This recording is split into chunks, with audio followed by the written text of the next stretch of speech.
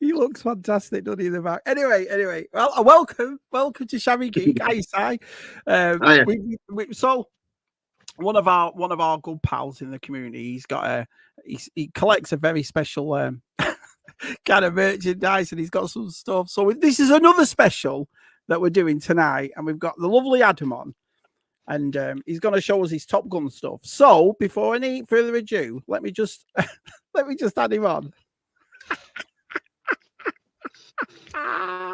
Yo, oh, that is right. How's it going, everyone? That's a great helmet, though. You'd be a liar to say you wouldn't love that helmet on your shelf, wouldn't you? You'd be a liar to say it.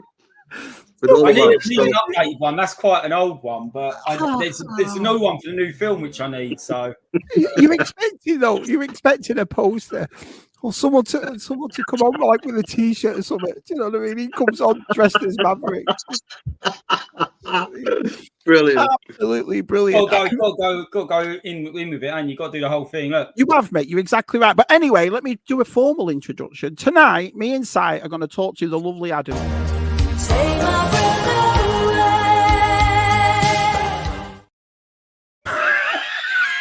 It's been nicked off my Instagram, I think. Listen, I'm going to get monetized, but I'm doing everybody a favour by giving them the gift of the. Oh, right. Well, anyway, let's see who's in it. And later on, what I'll do as well is because these are just specials that I love doing. I love doing these kind of specials. I find it fascinating. You know, I've done so many of them now where people just come on and they show the stuff and this and that. So, Adam, I really appreciate you doing that because I love stuff like this. I love learning about. I mean, Top Gun is a movie I know and I love it, and like everybody else. But I'm really interested in talking to you about why this film means a lot. It's like Pee-wee to me. Do you know what I mean? Pee-wee's Big Adventure. I've got a shelf of it, merchandise of it. Everybody knows I love it. But everybody else is like, yeah, it's all right, Shabs, but it's not. So we'll talk about that tonight. But anyway, let me just see who's in the chat. Let's come and see us. So we got Super Awesome. Yo. The lovely Gerard. The lovely Stu. Gerard. The lovely Jonathan. The lovely Martin. And feel the need for some shabby Cyan Adam. Look at that. I will leave. You see? Feel the need. TJC's here. Good old Tudges, sir. Let's have a look. Our Des is here. Wait till he finds out it's not about Star Wars, Berry. Then he's just going to bugger off. Yeah, he's going to be right off, ain't he? Top Gun. See you later. Did Obi-Wan fly one of those jets? No, he didn't, Des. No, he didn't. Let's have a look. Here we go. Who else has the Top Gun anthem going through their heads? Yeah, that's the thing. It's one of these movies, isn't it? I'm not going to, but I can. It is one of these movies. That's true, that, because I was doing that today in my head. That was coming on tonight. Yeah, you do. It's true, that. Yeah, it is true. But to me, the best song out of Top Gun is...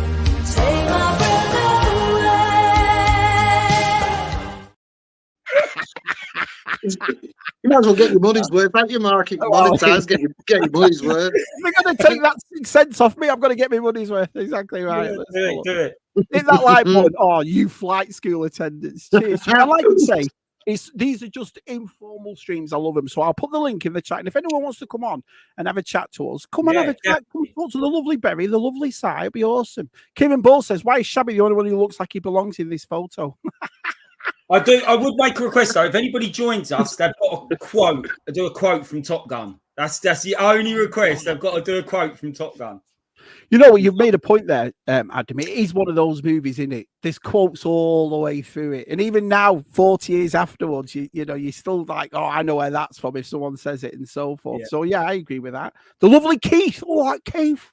The lovely Matt, all right, Matt. So everybody. Well, actually, what's the year for the first Top Gun? What was the year it was out? Have a guess. I'd say 87. That's what I guess. Tell him, Mr. Berry. Oh, yeah, it was 86. So. Yeah. 86. So it's like pure smack bang right in the middle of all these 80s goodness, isn't it? You forget, don't you? Some films just are a bit timeless like that, aren't you? Like you said, you can watch them 40 years later, and they're just as good, aren't they? Yeah, no, I agree. We were very lucky, aren't we? Like anybody between sort of 5 to 10 years either side of say 40, 45. Yeah, we got some awesome films. You think most of the films from the 80s, you know, they're bangers. They really are. Yeah. So, you know. I remember that thing, Adam, I put up, and I found this thing on Instagram. This guy put up 2 movie promos for the cinema for 85 and 86. Yeah. And I just could not believe that there was about 20 movies all out at the same, like 10 in one year, 10 all out at the same time. And I was just blown away. I was like, which one do you pick? It was absolutely, so yeah, I agree with you, mate. Jonathan says, put the helmet back on, Adam. Just put it back on. I'll put it on again in a little while. It's bloody hot, if I'm honest. So that's why I had to take it off. Keith's been drinking. Look, great helmet, Adam. Hi, Miriam. Good old Miriam's here. Miriam. We'll deep dive into the bike in the background. All right, well, we'll talk about that for a minute. Cycling. Well, he's asking for the bike. He's called Cycling for Fun. Kind of makes sense, doesn't it? You know, Oh, yeah. It's a custom BMX. So that's all it is, really. Yeah, but it's cool, though, isn't it? Yeah. I picked it up about 2 months ago. Some guy that a couple of hours from where I live built custom BMXs, and it's using vintage parts, but it isn't for everybody, because some people going, oh, like I've had a few people like some BMX snobs go, like moan about it because it's a bit of a Frankenstein bike. But I don't care. That's not a Ricardo seat. Oh, yeah, I can just imagine. It. Oh my word, a blast! Here he is. Good old Retro Eds here. He said he might pop on because he's in the group coming. So he said he might pop on when I shared it yesterday. Yeah. So Stu says just Adam to get his helmet out. At least not something we haven't all seen before, though, isn't it? Really. Kieran says, do you spend your evenings polishing your helmet, Adam? It's kept clean. Aisha, hi Aisha, nice to see you. Oh, the lovely Gianni. Look at this. You're getting all the A-listers in, Adam. Down the road from me. He's literally 10 minutes down the road from me. So. Oh, brilliant. Oh, it's great to see Gianni. Everyone's turned up. Everyone. Let's try and get down here a bit. I can't pop on, but take me to bed or lose me forever, has to be said. Georgie. Nice. That's a quarter and a half, isn't it? Maybe a little shivery, that one. Well, she said that, but I've just thought to myself, now she said that, I wonder how many times Stu's dressed up in that white uniform and like what you just done there, you just told me the scene, Georgie, haven't you, between you and Stu one night? You came Georgie, you've just put us all in your boudoir. Everyone of us. Action Pop Dad says, asking us to come on, you just did an incredibly brave thing. Why? You're my pals. It's that's a quite so that's clever. Keith said, I first saw Top Gun at a cinema in Leicester Square. Awesome surround sound. Yeah, it's awesome, isn't it? But that's the thing. Let me just pull something up a second. Right there. And so I wanted to show the actual movie poster for it. So let's have a look. We've got a new thing, Adam. When Mark does this, we have to pretend that we're shaking papers like the newsreaders, just to pass the time. 5 ways to avoid life. Oh no, that's the wrong poster. Hold on, that's the poster I want. I can definitely tell you that. So there it is. So Adam, the lovely Mr. Berry. What is it about this movie? What is it that it's I get, without going too much into like my childhood and that, it's definitely something that struck a chord. So obviously it came out in 1986. I was too young to go and see it at the cinema because I think top of my head it's 15, isn't it? And I would have been about 5. But my mum used to work in an independent video store when we were kids, and she'd bring home all the latest new films. And I think it was probably about a year or two later when us in the UK, we took a little bit of time to get the films after they released at cinema. So probably 87 sometime, my mum brought the film home. And initially, we left it round a friend's. This is totally true. We left the rental copy round a friend's. And so we didn't get to see it, and they watched it. And then my mum had to get it to take it out again. And it was very limited supply of it as well. So, for example, at the time, you only got 1 or 2 copies per independent video store because they were so expensive. It weren't like a big blockbuster where you had loads of them.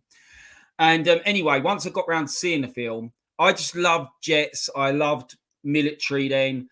And for me, it was to do with that really. And I just thought it was cool. There was planes, there was everything. There was like Tom Cruise, who I'd probably never seen before, who I just thought was the coolest guy in the world. Yeah. You know, and it just stuck with me. And I can honestly say, every time I was off school or ill from that moment on, I watched Top Gun, like without foul. So like, I've seen it. I mean, it's funny because I was talking to Jenna, my wife, and my wife's first crush, her first pin-up boy was Tom Cruise. She loved him, and you realize now it's 2024 and you watch me, but we're talking about a movie from '86, like Risky Business was, and The Outsiders and Legend, and I mean Tom Cruise has been, what a career he's had.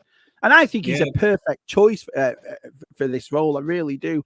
Adam says, I mean, Stu says, do you go out on your bike dressed as Maverick, pretending to be on your motorbike? Let's just have a look at this actual outfit you've got on here. So tell them, everybody, what it actually is. It's actually a onesie, but it was an official onesie that was released for the Maverick, the new film. And I literally do sit in the winter watching TV in it because it's bloody warm. I'm sweating at the moment because it's August and I've got it on, but it normally doesn't come out to about October, November time, and then I just whack it on then. Yeah. But yeah, I have got one. I never thought I'd say this ever on a live stream, but show us your helmet, Adam. Not how to say that. I'm so pleased you asked about it. So yeah, this is it is a replica, but it's not overly screen accurate. So I got this from Canada about 15, 20 years ago. There's a few things that aren't as accurate as the one in the film, but I still love it. And to be honest, it's a great thing to have on the side, really. The visor slider on the official one is in the middle here, and normally you've got like a toggle which you can push up and down. They don't have on this the bayonets to clip in the oxygen mask are not there. So you normally have like a bayonet thing, which then you can slide in the oxygen mask. So there's a few things that they've stripped out of it, but it still looks cool. And I want to get a new update one. You can get update ones. So I think it's awesome. I think it's absolutely brilliant. Jason says, what's wrong with the custom BMX? With most BMX are not different, but I thought that, Si. I thought we all did that. We added our own brake pads in this. You did, Si. You loved you still do it now with your bike. You know what I mean? I'm going to kill myself on my bike. I keep forgetting I'm nearly 50. As soon as I'm on my bike, I'm up ramps and downstairs and all sorts of stuff. I'll kill myself. What's this, Shabby? Listen. My opinion is I've loved BMX since being a kid, like what Mark says to this day. Yeah, you born Adam and you got a custom BMX made. And in 2024, to me, that is old school. That's mint. Of course it is. Who cares less? You've got a nice bike. You love riding your BMX. You live in a seaside town like me. That's what it's all about, isn't it? I totally agree. But there is people out there who are like, oh, you haven't got... Because mine's made from a couple of different brands. So the frame is different from the handlebars, and people do get funny about them things and stuff like that. I don't care. I think it's great. Scoobs? So, I don't see Kelly McGillis rip off. He's a big fan. Well, funny enough, she'll be on in and out. That's a good point too. He says it was the film to test your surround sound with, but it was all on it, to be honest. Right. I mean, the way it was filmed. That's funny you said that, because when I get either a new surround sound or I get a new telly, the film I test everything with is Return of the Jedi. Yeah, and yours is Top Gun, is it, Adam? You always test it with Top Gun. I always put on, if it's not that, I put on something that's got a lot of like, flying scenes and sequences where it's quick and that, and you can see how the aspect ratio and how everything gets handled. But to be honest, any film like that you can do so. Question for the panel. What's my favourite song from... No. If you get like a brand new surround sound or you get a new telly and you always want to test it. I remember back in the days you'd get like a new HD telly and stuff and you'd always test it with something. Mine was always Return of the Jedi. Adam's was always Top Gun. What was yours? Seismic Charge from Attack of the Clones. If that came out, your surround sound like that, do you know what I mean? Boom! I wet myself when I first did that in the cinema because it came out of nowhere, didn't it? Do you know what I mean? Yeah. It wasn't as if you were going to get like any spoilers. Oh, you want to hear that noise? But afterwards, when you saw it, but that's an awesome noise. Blows me away. Yeah.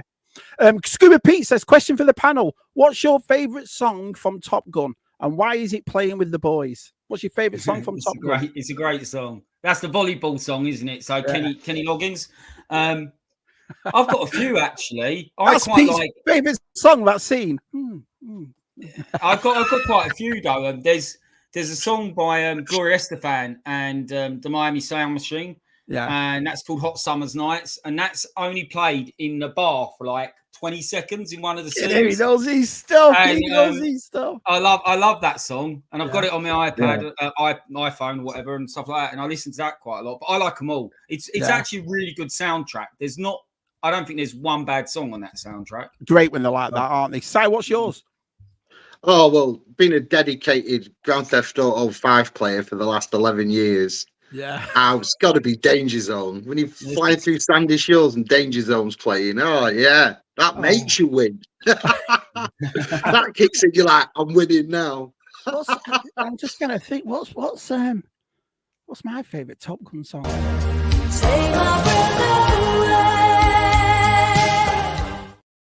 Berlin. Can't go wrong. Berlin. Absolutely brilliant. It's a great song as well. It's a great song. Jonathan Redmond says, if you think about it, all jumpsuits are one. Yeah, that's true. Yeah. So Georgie says, hello, everybody in the chat.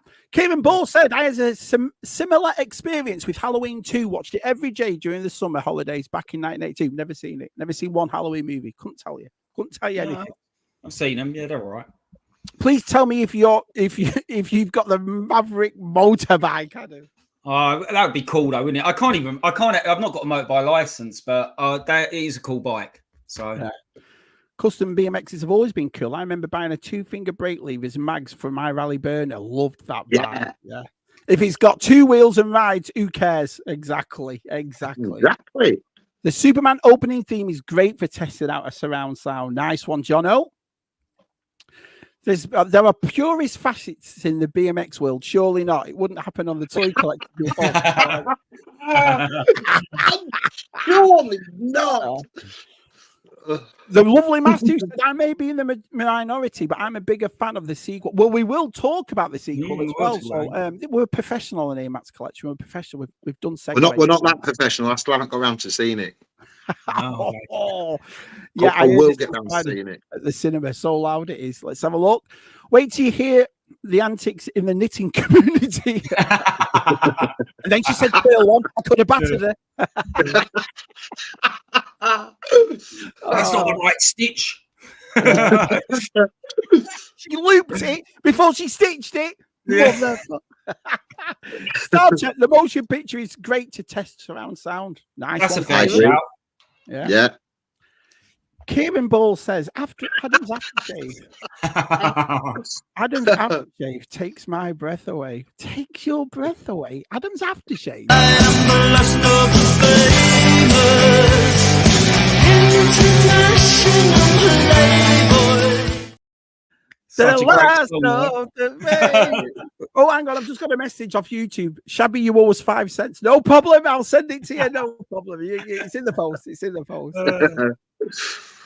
I wore a flight suit during my military career, and no one wears a polo shirt underneath it. Look at that. What did you wear underneath it then? Nothing. Just like your dog tags. Just the rug. To be honest, I could be really anal and say this is a crew neck t-shirt, not a polo shirt.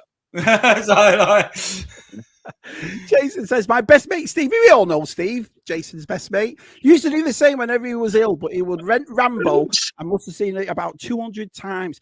It's funny that those so this is it for you. It's one of those movies that it doesn't matter what year it is, how many times you've seen it, Adam, you're going to put it on, aren't you? You're going to watch it.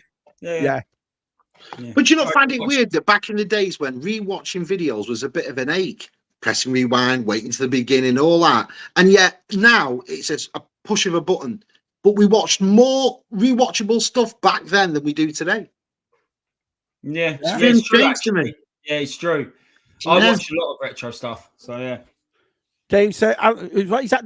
I can't read that." That's Dave. He's one of the guys in the toy fair with me. He says, "Bit late to the party. Big up to the most handsome manager." Why, thank you, mate. But it's all about Adam tonight, and his exception with Top Gun. Big up the SOS Toy Collective. We're bigging them up, mate. We're bigging them up. Well, cheers, Dave. Thanks for coming, buddy. That's awesome of you. Yeah, he's a good guy, Dave. What the France? You really? We always early, George. We're professionals, George. Professionals. Let's have a look. Black T-shirt. They wore polo shirts in the movie. Drove me nuts. Look at that. So didn't mean you had him. So Matt's actually spotted something you didn't spot by having a military career. Yeah, I don't think they did wear polo shirts though. Not in every scene, so I'm not convinced they did. But well, might have been some scenes. That's the thing. It's you don't know what to say. And it's American, isn't it? So what does he? Because they call turtlenecks and what they call roll necks are different things. So you know, it might be he's referring to something else. Adam is a lot younger than I thought he was. 43. He's a handsome boy. Me and Si only get eye candy on. This is what we do. This is the reason why there's over 30 people in the chat. We're not stupid. This is the Balenciaga channel. This is we only have the good looking on here. Yeah, you know, we get the lookers on Aisha, and then everybody turns up, don't they? You know, so let's have a look. These 80s and 90s movies are just so much better than the slot we're getting today. Is it because we've seen everything today? Do you think that, boys, Adam and Si? Is it because we've seen everything? You know what I mean? No, it's what you said before about, like you said about, you know, the catchphrases and the punchlines and all the lines we remember from films. That's because when we were kids, and remember, this was no DVD days, this was VHS days, and we rewound it and watched everything over and over. You know, when you rented a video for that weekend, you got your money's worth out of them films for that weekend. You just did. You sure did, buddy. I agree with that. And I would say as well, it's just they've run out of ideas. So, you know, I think that's why we look to old films to just get our kicks, because the new films aren't that good, are they? Really? I agree. Yeah, it's funny that, because it's like the Marvel. I saw that Wolverine and Deadpool. I thought, yeah, it's good. I enjoyed it. But just my opinion is, I've seen it 20 times before. Do you know what I mean? It's like, so I understand that. But if you haven't seen it, you come, oh, yeah, it's awesome and all that sort of stuff. So, yeah, there's just, I think the 80s, and like when we were going before, Adam and Si, when we were talking about those movie posters that we put up, it's just, what a generation for movies. What a generation. I mean, it's like, you know, and maybe it's an age thing for me, but most of them, I would say 80% of those movies hold up. We still will watch Top Gun or Back to the Future or The Goonies or E.T. You know, it's Aliens. Aliens. Exactly right. Handy to have for Halloween if you're not giving out sweeties option, Keith. Well, they are. Jonathan, E.T. was an 80s movie. What does that mean? It's better than the slot today. Don't get Jonathan started on E.T. No, look at that. I'd rather watch The Last Jedi. No, you wouldn't. No, sorry, John. No, you wouldn't. That's just maybe Jonathan watched E.T. and it really did affect him. Like, it really did make him cry and stuff. And he has to stay away from it. He has to pretend he hates it because it's like proper sets him off if he watches it. Maybe that. Maybe there's a bit more to it. Yeah. APD says maybe we should do a Toy Mobs hunt calendar. I'll take February. I'll take the month in December and January. I'll do that one. Let's have a look. Spot on, Si. Whenever we get a rental, we'd watch it at least twice, even if it was a good film. You do. That thing though, we were talking before about you when you'd go into. You said something before, Adam, and I asked you when what the top movie was just before we came on of 1986, and what was that top 5? It was Crocodile. Yeah, top 5. This is grossing, but I was just having a look at it. So Top Gun was number 1, grossed the most in the theaters. Crocodile Dundee was number 2. Yeah, I can believe that. Karate Kid Part 2 was number 3. That's a shock. And I was shocked at number 4, and maybe I don't know this, but I've not heard this film. Back to School was number 4. I've never heard of that. Back to School, yeah. Do you know that? I probably do think, if I remember, like, if I see scenes of it, I'll probably go, yeah. I remember the Back to School, but... And then number 5 was Aliens, it's got here, but I don't know if that was... Because I don't think it came out that year, so maybe... I don't know. Did it come out in 86? Must have done, because I know was Alien 79 or something, and then I remember saying to Tess, and Tess said, oh, it's a few years after they made, like, a sequel. Yeah, so it must have been late, though. So, but that's been nearly 10 years. Yeah, that was nearly a 10 years. That's the top grossing films of 1986, according to Box Office Mojo. So, like, Kieran's put everybody straight. Jonathan loves E.T. Also, Matt loves the Bruce Brothers. It's a fact. It's an absolute fact. Aliens was 86. I just didn't think it was that late. I don't know why. I thought it was earlier, but you know. Well, what I'm going to do is I'm just going to stick this. Let's have a look in the chat. So if anyone wants to come on, like I said, it's an informal thing. We've got the lovely Adam on, the lovely Si on. If you I've got loads of stuff I could show you as well. So right, we're going to go through all your stuff, but I want first of all, I'm gonna tell you some things I learned, because, like I said, but I've said it about 3 times. I've been very professional on the Shabby Geek channel. I haven't seen Top Gun for a while, and I love that movie and this and that. But I always like to have a little bit of a research in it, so I'm just gonna read you some of the stuff that I found out. Right, let's do it. Right. Do you know that Tom Cruise? Did you know he was not the first choice to play Maverick? Do you know who it was? I'm sure they went for a few at that time. It was like the Rat Pack, weren't it? Like Robert. I don't know if Robert Downey Jr. was. Robert Downey Jr. was one of them. You're exactly right. But the main guy who turned it down went on to make another movie. It was Matthew Modine. They really wanted Matthew Modine, but he turned down the role because he didn't agree with the film's military politics. That's going to come up a couple of times, that military politics. Instead, he went off to star in the Vietnam War movie, Stanley Kubrick's, what is it? Full Metal Jacket. Yeah, so it was meant to be him. Here we go. Kelly McGillis, Scuba's favorite, Kelly, initially turned down the love interest since the character was written as an aerobics instructor. Right. Then the filmmakers met Christine Legs Fox, a civilian tactician at the Miramar who earned her Top Gun nickname because of her 6-foot height. She became the inspiration. So the instructor that Kelly McGillis ultimately accepted. So they changed it. It was going to be an instructor, and they changed it to the actual woman who was smart and big and that, and Kelly McGillis did it. So unlike Fox, how tall is Kelly McGillis? How tall do you think she is?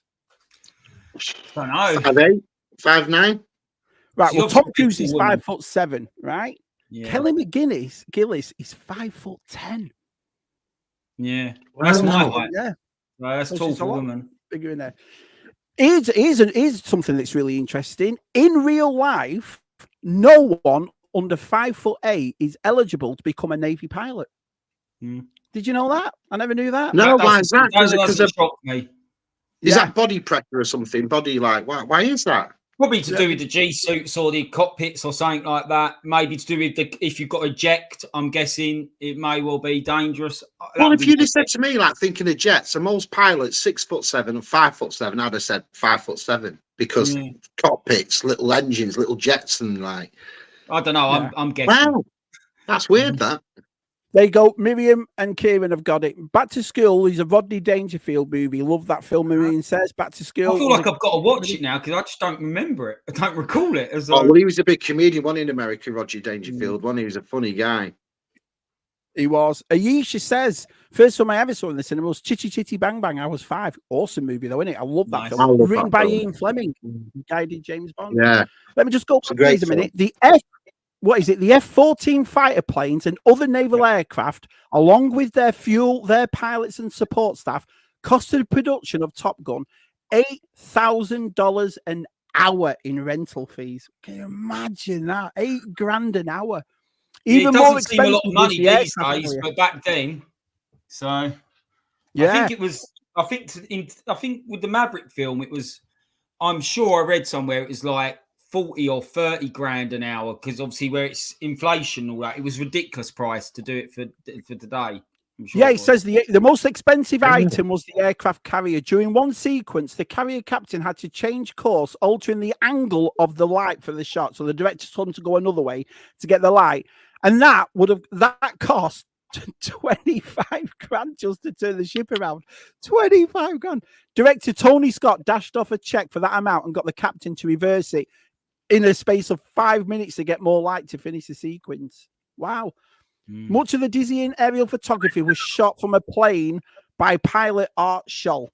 During one sequence, however, Scholl's plane failed to recover from a flat spin and crashed into the Pacific Ocean. Neither the aircraft or Scholl's body was ever recovered. The film is dedicated to his memory. That's very true, yeah. I knew that, yeah. This is really interesting. I mean, when we talk about expense for movies, we always straight away think about special effects, don't we? Straight away. When you think of it, I've just been thinking back then when you were saying all that about Top Gun, what it must have cost to get them hangars, them helicopters, them planes, the jets, everything that, to sell that film, just because it wasn't all done in special effects, the whole lot. You can understand why it did cost a few quid, can't you? Well, I'm glad you said full quid. You see, you're very professional, Simon. Next question. How much did Top Gun cost to make? I don't know, 50 million quid. Guess 50 million. I'd say 86 million. Top Gun cost a reported 15 million to make. Cheap. That's it. And it made over $180 million in North America, becoming the top grossing movie of 1986. Its global gross was nearly $400 million off of fifth. But we've always said that. And I think that's what winds us lot up. They put these big bang, a movie costs 900 million to make sure. We don't care about stuff like that. When you can make Top Gun for 15 million and we're still talking about it on a live stream 40 years after. What does that tell you, you know? Yeah, you're right there, Mark. Yeah, 100%. We've talked about videos before, very professional again. Top Gun also became an early top seller in the all-new video cassette market. And as it was one of the first films priced at just $20, not just to rent. So you could actually buy Top Gun for $20 as well as rent it. Most films back then to buy were £80, £90.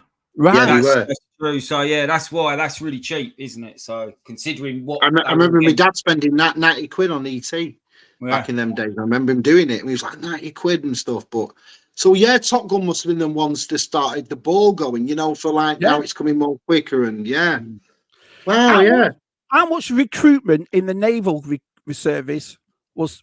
Give me a percentage. The film was credited with how much percentage boost in the naval recruitment after Top Gun? It was massive, weren't it? It was like 80%.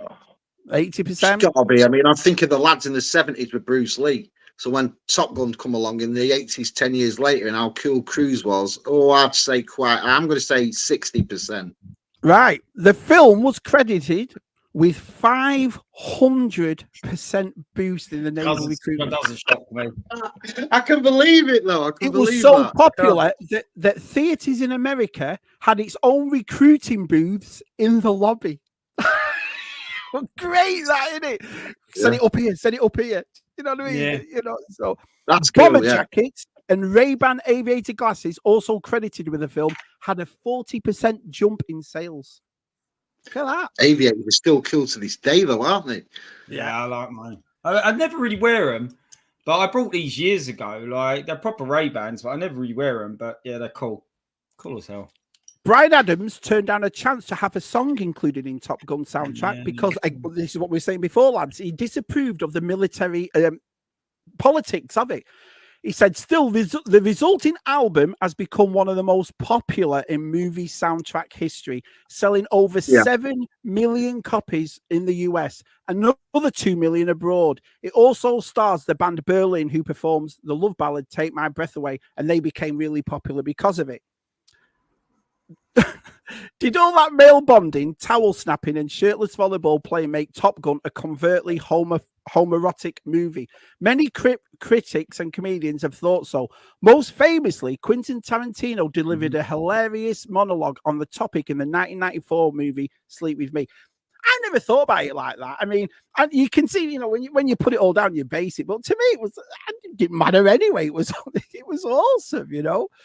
I think when you break it down and you look back, and I remember that Quentin Tarantino kind of monologue. It does all make sense, but at the time, it was just very gung ho, very cliched, over the top. It was very patriotic if you were American, and so it just I don't think people probably saw it too much like that at the time. But looking back, it's definitely. It's near to the mark with some things, and I just think it's hilarious though. Like, I don't look too deeply into it. No. I like it because of that, to be honest. It just gives you a smile on your face, doesn't it? And here's the last one I've got. At the Academy Awards in 1987, Top Gun was nominated for 4 Oscars, including Best Editing, Best Sound, Best Sound Effects, and Best Effects Editing. But it won for what? What did it win for? I'd say Best Sound Editing. I think it was something to do with the sound. I might be wrong. Well, kind of. It won for this.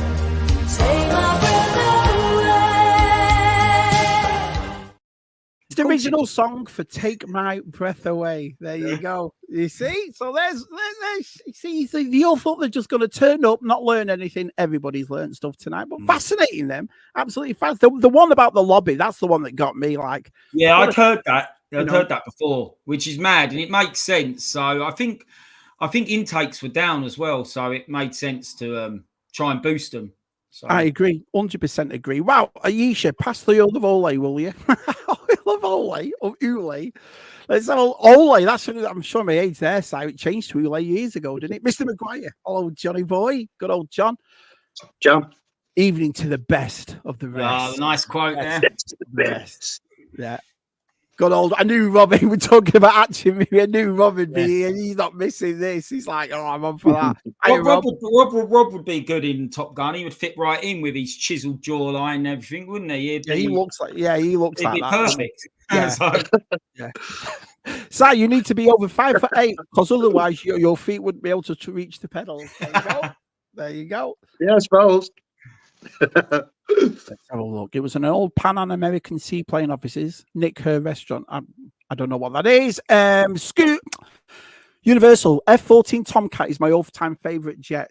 I liked the fact that they used it again in the sequel, didn't they? They found an old one in that hangar. That was awesome. I think there's only one army in the world that has them, that's still flying them, and that's Iran or something, or Iraq or something. There's one of them, one of the weird Middle Eastern countries still actually runs the Grumman's F-15, but not many. Wow. TJC's having a hot take here. Hot take. IMDb disagrees. Top grossing 86 movie position is Platoon. I saw this, but this Mojo, Box Office Mojo, actually says powered by IMDb Pro. So I'm wondering if it's something to do with I may be looking at the US grossing or something like that, and he's looking at the worldwide because or the vice versa. But yeah, because a Roger Dangerfield film will do a lot better in America than it would. Yeah, so it might be. I'm looking at number 3. Yeah. Kieran Ball says it sounds funny, but the height requirement is to do with the pilot's eye level. That kind of makes sense, to tell you the truth. Whilst in the cockpit, so short rounds, wooden blocks wouldn't help. Really, Terry? I always thought the movies never did that amazing. See, some of the Trek films were massive, to be fair. Yeah. One of my favourite scenes in Top Gun, Slider crash and burn. Oh, Mav, with a sniff. Slide it, you stink. Yeah, that's good. That's when they're in the office and doing a bit of theory work, isn't it? It's a great scene. Yeah, so. Look at that. Guess so, Kieran. When have I got that question right in Stu's quiz? Absolutely brilliant. Recruiting went way up after Top Gun came out. Yeah, 500%, Matt. Do you believe that? 500%. Kelly's Heroes. Just had one of them weird things, didn't it, Top Gun? Whereas, you think of Val Kilmer, and even though he's like the villain in it, he was just as cool as Tom Cruise was, wasn't he? They were both as cool as each other, weren't they? So he was. He wasn't that much of a villain, was he? Really? The Maverick film, Tom Cruise wouldn't do it unless Val Kilmer was involved. He refused to do a sequel unless Val Kilmer was in it. So. That's nice, yeah. Matt's Collection said the Army and Navy got great films. The Air Force had Iron Eagle, where a bunch I of love Iron Eagle, Matt. Iron Eagle's a great film. Yeah, I love that. That is a classic movie. Yeah, exactly right. Aisha, I love watching British TV shows from the 60s, like The Avengers and The Saint, because Donald Sutherland often popped up as a guest. He just died, didn't he, Donald Sutherland? I'm sure he did. Just died. Why didn't we look like that back in the days? Because we were introverted. Yeah. Let's have a look. How did you know you were at a party with a fighter pilot? Don't worry, he'll tell you. I got to admit, if I was a fighter pilot, I'd be shouting it down the street, wouldn't you? This is what I do. Yeah. But I'd want a fighter pilot name. Like Simon Richardson's not really a fighter pilot name, is it? I'd want something like a bit more like, whoa. I would have a big sign, I fly jets, and just walk round with it. Obviously, Circum. You like that. How can you have Circumcise as your pilot name? Yeah, you'd want something like, not in it. You'd want something like I don't know, what's cool? What's a cool pilot name? Like normally you don't get a choice, isn't it? From what I understand, it's like a nickname, isn't it? It's kind of like basically something you pick up. So you might get you might get shafted with a right rubbish one. Right. Yeah, I'd get the mouse. The rabbit. Poodle or something. Yeah, French poodle at work. Shabby, where are you? I'm left with numbnuts. Oh, right, okay. Man, Shabby gets into a movie quiz final and he's tossing out movie facts left, right, centre as well. I'm just saying. Aisha, I would have been and I loved Thunderbirds, Captain Sting. Oh, loved all them. Yeah, great stuff there, yeah. Marina. Stingray was wicked. Stingray was wicked. Yeah. I used to like Captain Scarlet, though, the mystery ones. I used to love that show. That was dark. That's why I liked it. every shabby video in it, the Captain Scarlet. I've always loved that. Do you know what I mean? Yeah. So Yeah, at the big end, fans in this house. Yeah. been saying hello to each other. The lovely biker. Yeah, hey, Dario. Dario's come and joined. Everyone's turned up. Everyone's turned up. Dario. Let's have a look. The F-15 is a far superior aircraft. That's why F-14 is. You see, I don't know about you two lads. I'm not a. You could tell me it was called the HMS 51. I believe I don't know anything about planes, but that's true. So I do know that. Obviously, I've never flown a jet in my life, but I do know the F-14 was a pig of a jet to fly. Apparently, like from old pilots and that, and they said it was really hard to control. It weren't great at manoeuvring and stuff like that. But at the time, it was the best they had. And then when they started updating them, F-15, F-16, they all came along like that. I think they're up to F-35 now. And that thing's a beast. So, it's like anything. A car in 1986 wouldn't be as good as a car in 2006, would it? Unlikely, So the only closest thing me and Matt got is that my dad's brother, he fights fighter planes. He used to fly the Typhoon in the 80s. So me and Mark used to so often we'd go and see my Uncle William. We'd always get like pictures, wouldn't we, Mark, of fighter jets and stuff like that he'd always give us and stuff. But that's about as far as probably, like you say, Mark, plane knowledge goes. Was my Uncle William flew him, and that was it. He flew him in the Falklands War, side. Yeah, he did. Yeah, you're right. So, but that's as far as it goes for me and you. Yeah, exactly. Oh, simply because I couldn't fit in the fucking cockpit. That's what it was for me. Getting that shabby. No, you're all right, mate. I'll just stand there and watch it. They kept sticking your landing at McDonald's. Matt's got a hot take on F-35. So anyway, Karen. Has he causing trouble again? That Matt's collection. Same Florida in the sun causing trouble. Let's have a look. Yeah, US sold Iran F-14s before the 1980 Iranian Revolution, and ironically, Iran was the only non-US nation to operate them. Interesting. Yeah, I think there's only a couple left that fly. Apparently, Guns and Navarons.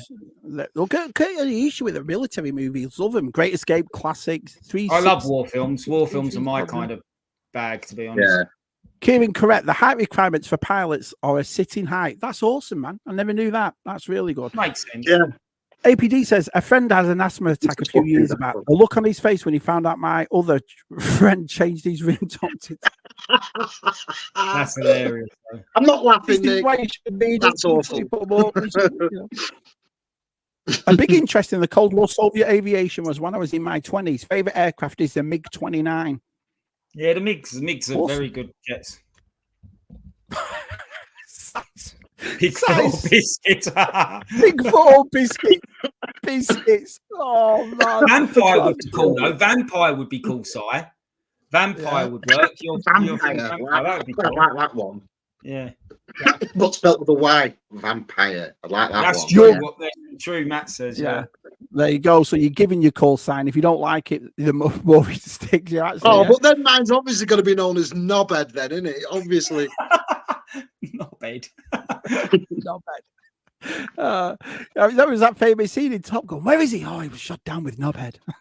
That's what I mean. I'll turn up. All the other boys will be, here he is, Brad Pinhead. I feel like, oh, man. TJC says, we're all arguing. You'll simply could be manga. You see, like, I thought something a bit like sexy. Yeah. Like vampires or Brad Pinhead. I have a couple of Soviet era fighter pilot helmets, hoping to display them in my new place. Oh yeah, he's got his new place, hasn't he, biker? What above code name side? D-board side. Okay, maybe not.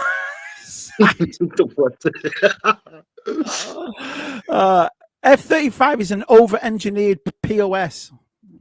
I was thinking that. I remember phoning you saying, that F-35. They cost about £100 million, and to be honest, they are crazy. But I've never flown one. I don't know that much, but they look pretty cool to me. That's all I would say. So, So what's in the new movie then? What's a couple of different ones, isn't there? I think the training planes and a Hornet. I think an F-16 Hornet, and that will probably no different. But and then the main ones they use. I think they use the F-30. No, they don't use the F-35s, or do they? They might do. Matt will know off the top of my head. But they obviously use the F-14s at the end. And then the baddies have got this 5th generation secret kind of plane, haven't they? That's the idea. So, got you. Let's have a look. So, Universal Toy Collector says the F-15 may be superior But the F-14 is far cooler. It's the sweep wings, isn't it? You want the wings that go in and out. Yeah, like that's what it is. That's what it is. The F-15 is the air superiority fighter against Starscream, who was meant to be in the Decepticons. So Starscream is an F-15. I never knew that. I've got about 4 of them up here. Never knew that. Yeah, it's fixed wing. It's fixed wing, isn't it? You can tell the F-14 because it's got the swept wings, and I don't think any other one has one. So we talked about the action scene, Si, and we talked about, and all that. But VTR says, what if the Brits had made Top Gun? Volleyball on the beach? Nah, darts in the youth club. Imagine it. With skips and just throwing them out. Skips. No, it's my dinner. That famous scene. Look at that. Bullseye. Beat that, biscuits. I guess that's why J. Joe chose the S-14. So the Sky Striker is the Top Gun.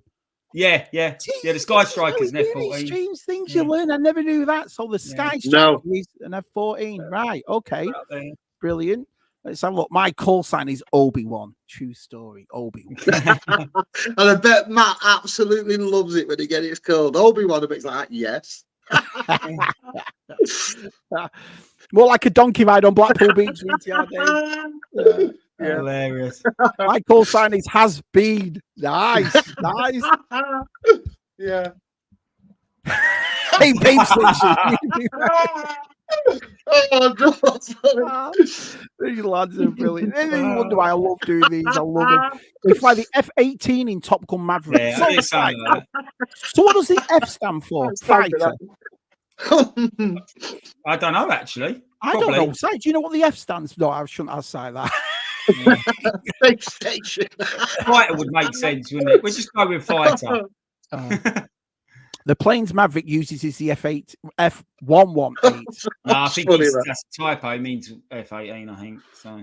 Shame the Royal Navy retired the Harrier so early. A very versatile, capable aircraft still operating by the USMC. Right. So we all had our own planes then, based like we did in the world. Because like I said, I'm not a plane guy. So we didn't have F-14s. Is that right, Adam? No, we didn't have F-14s, but we had. So obviously we had the Harrier, and we sold. I'm pretty sure we sold some to America, or you give them to them, or whatever the deal is. But we didn't use any of the American stuff like that. We had the Tornado. Yeah. And we had the Harrier. I'm just trying to think of some other ones we had around. Typhoon, we had the Typhoon. Planes. So come on. He's talking about his milkman uniform now. No, that's what he's talking about. I hope that's what he's talking about. Let's have a look. Love the Panavia Tornado backbone of RVF. You're making those words up, Dario. He's just gone up there now, Annie Biker. He's just gone to the other level. Let me just check my garage and see what I've got. I've got a Luftwaffe. Yeah. You want to get that scene too, Dario. You want to get it seen too. Yeah, Tornado's great jet. No t-shirt though. Matt's getting ready. No t-shirt. I guarantee he's gone quiet. So he's so getting ready. Yeah, he goes. Yes. Here we go. This is how thick we all are. Look at Kieran. F stands for fighter. Yeah, God, it makes sense. It does. Yeah, it kind of makes sense. Yeah. We had the F. We had the F4 Phantom. Makes sense. Right. Okay. So we did have a couple of things then, Biker. Right. Got it. Right. So a few things slipped over, and we sold the Harrier to the US for £1 each. What, like size burgers in Blackpool? Could he imagine size burger? They started to cost the RAF too much money, didn't they? That was a lot to do with it, like in maintenance and stuff like that. Yeah. I always thought the F-18 stood for that word. Who come out and find out? Honestly, guys, I was a big aviation buff in my teens. Yeah, I find it fascinating. I find it. I just watched this thing. There's a guy called Callum. He's a Scottish guy on YouTube, and he doesn't make that many videos, but he gets massive. He's got like 4 or 5 million. And then what he does is he just found a crawler ship that went to the Arctic and all that to find furs and so forth. And apparently, it got stuck in the ice, this thing, and it's been drifting. And they've just found it again after 40 years. It's still drifting around. Yeah, so I find stuff like this fascinating. I really do. Here we go. I thought it was. Weren't they the German biplanes in the Second World War or something? German biplanes, yeah. Let's have a look. And B stands for bomber, i.e., Right, got it. So the F is what it actually is. I know it sounds silly that, doesn't it, talking like that, because you think it's, but it kind of makes sense, doesn't it, Adam? You know, it's like, yeah, fair enough. That makes sense. Michael Reed, g'day, Michael. Love an A10. Was A10 is the and still in service. It's the G.I. Joe plane. Did you ever get into him? Did you ever get into him, Adam? Like our friend Jeff Barker, he's got loads of model planes and war planes and all. Did you ever do that? Did you ever get into it? I used to do the Airfix quite a bit. So I quite like the Red Arrows, you know, the Hawks and that, the Hawker Jets, and I do like things like that. But I kind of, I don't know, like I probably didn't get into it as much as some people. But yeah, I do enjoy it. I do enjoy my jets, and I do definitely, when I go to Duxford and places like that, that's probably the place I go to the most and I want to see and stuff like that. But I don't always know all the names. But the A10 is the Tank Buster. That's the one, the G.I. Joe jet, you know, the Rattler. Yeah, that's what the A10 is. So the Rattler was a real thing as well then? See, yeah, 100%. I never knew that. Well, it's based on an A10, yeah, Tank Buster thing. So, what does T and Mr. T stand for? Oh, the truth in it. Is it truth? I know it stands for, yeah, I think it's truth or something like that. I think so. I'm not. The BAC Lightning was the last supersonic British-made fighter from the 60s. Held the world record for a ground to altitude climb rate for decades. Oh, some of the stuff that they do, yeah, it's impressive. Because the A10 does its one job really well, Michael. Yeah. Well, there you go. Sure does. Oh, look who's here, chaps. All right, Kev. Hey, Kev.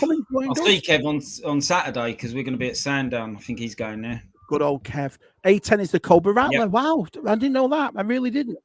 Here we go. My half brother was an airframe technician with the Red Arrows. What's an airframe technician? What's that? Well, it just looks after the actual frame of the plane, don't it? You know, repairs and maintenance, I guess, and stuff like that. They have quite a big ground crew, so because them jets are always breaking or something with them, so they have to keep them going, don't they? So. Oh, I thought it was Terence. Terence. But anyway, while we wait for our side to come back, you're going to show us some of your lovely merchandise. So let me make you big, my friend. Oh, Si's back here, right? He's right here, our Si. So you're just in time, Simon. Do you need a piece on? Is that what it was? So let's go through the dogs went and I pressed the wrong button to send it all off. Press the wrong button. Right, here we go. Right, let's go through the vinyl stuff first of all. So we've got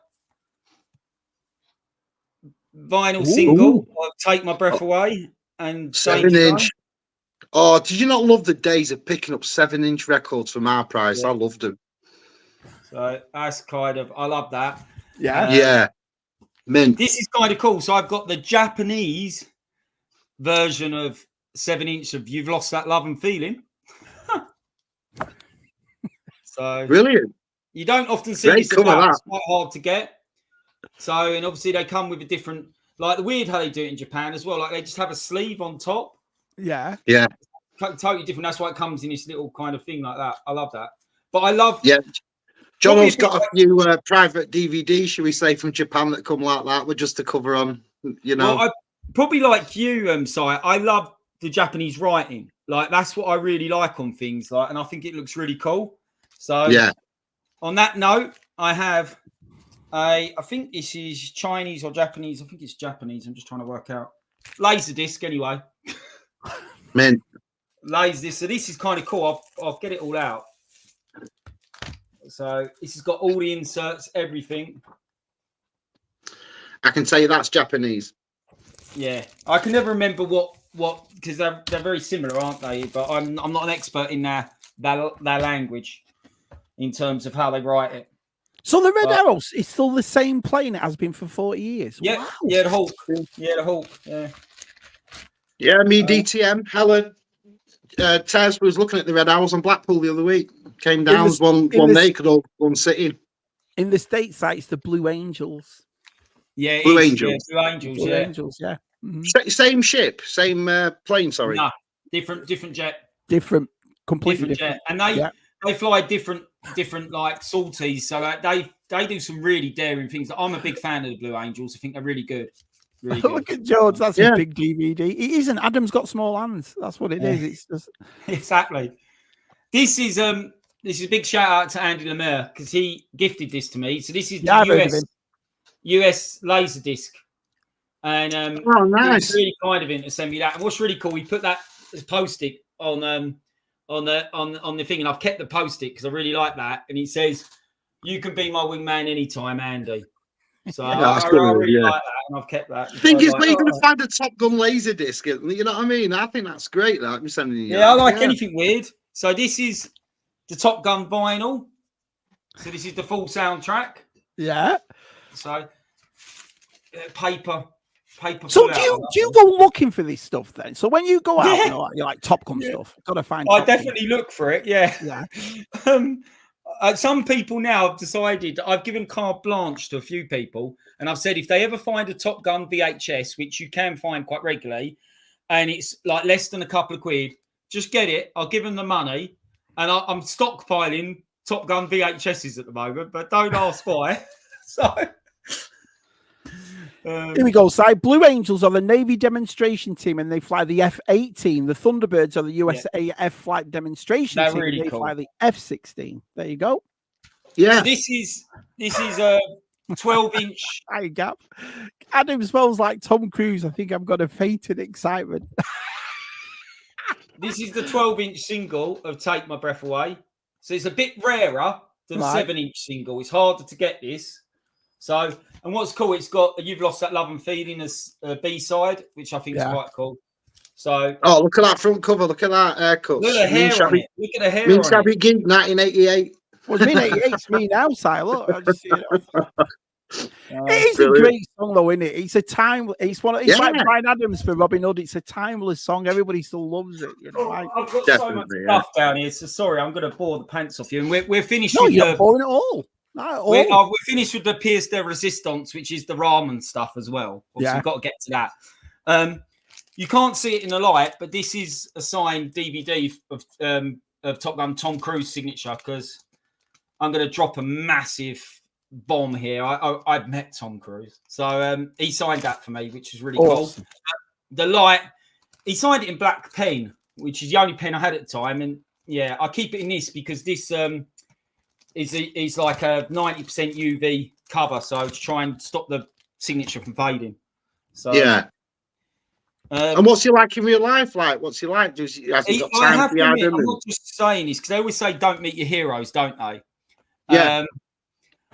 For me, he and this sounds really geeky, but I don't mind saying it. He genuinely made me feel like the only person in the room, and he does that to a lot of people. Jonathan Ross famously said, whenever he spoke to Tom Cruise, it felt like no one else existed. Just him. And he's very good at doing that. He's very intense. He like proper like eye to eye contact. He doesn't look away from you or anything. And I literally only had about a minute with him, but it was like I'll never forget it. It was cool. No, it's all it takes, in it, a minute. You're exactly right, mate. Yeah, Biker Scout says, looking at my cover, take my hair away.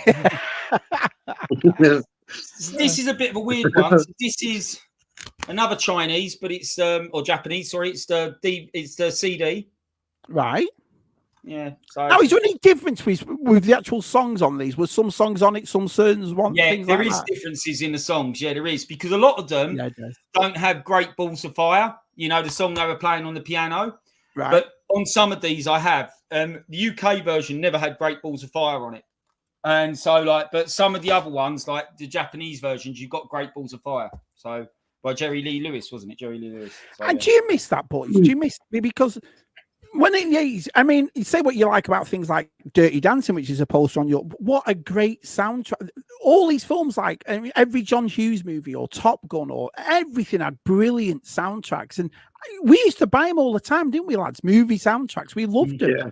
When was the last? I think the last one was probably Guardians. Guardians. That's what I'd say. I think the last two great movie soundtracks, in my opinion, were Pulp Fiction and Guardians of the Galaxy.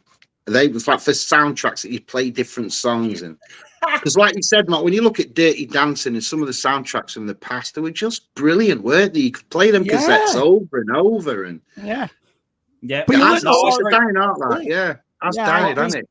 I know VTR Dave's a big fan of collecting vinyl soundtracks. We had him on Tub Thumpers, and the stuff he had was brilliant. You know what I mean? So I'm a big fan of stuff like that. But it's a shame that Do you think, boys, that it died off, or do you just think they couldn't get the licensing for big songs anymore? I don't know. It's like movie posters and like everything. The soul seems to have left.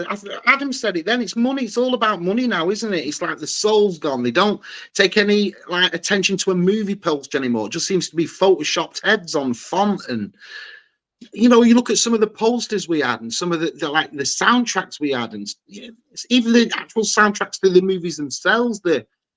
You don't get that anymore so much, do you? Not really. I agree. It's a dying art. Talking about a good. Why is it, Donald? Do you agree with that statement, Adam and Si? Tom Cruise is pretty. Me and Si have discussed this in length before, haven't we? And we both agree with 100%. This one. I agree with that. Definitely. The last real movie star, without a shadow of a doubt. Yeah. Well, it's the only to me. If you hear of anything in Tom Cruise, to me, automatically, I think of my history with Tom Cruise movies, and I have never seen a crap movie with Tom Cruise in ever. Doesn't matter what. He could be a sports agent. He could be James Bond in Mission Impossible. I have never seen. So you get that with Tom Cruise. If Tom Cruise is bringing out a film, you'll go, I'll see that. Even before you even know what it's about, who's even directed it, because through history, Tom Cruise won't be in anything that's not worth being in. Do you know what I mean? And you trust him for that, don't you, really? Like he can sell a film just on Tom Cruise. Do you know what I mean? He did that about Maverick, though, lads. Because I don't know whether I remember all the things about, because it was COVID, wasn't it, at the time? The pandemic happened and so forth, and they were saying, "Oh, we'll put it on HBO Max," or because we were putting a lot of movies at the time. Yeah. So over here, especially like June and the Batman and they were all here. We got them at home, and he said no. He said no. And he must be the only major movie star that can say that to an actual production company. You know what I mean? Like, no, it's going to the cinema, and it made over $1 billion, didn't it? So he did the right thing. So I agree with that. Yeah, I agree with what you two are saying. And Jonathan, he's probably is the last movie star. Yeah, definitely. Did you have a... See, this is where I debate a bit about his height, because I'm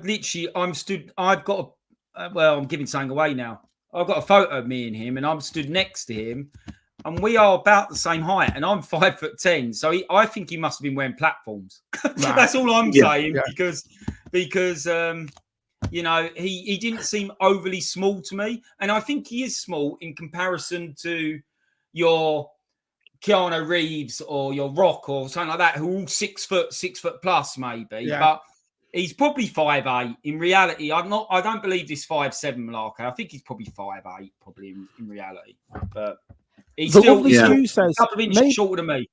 The lovely Stu says maybe Tom Cruise fancies you, Adam. That's why he was staring at you in well, he's maybe. Can I just take this time out as well? I always make sure when I do a live stream, I thank people. We're at 40 people in the chat, so thank you all so much. This is awesome. It means a lot to us.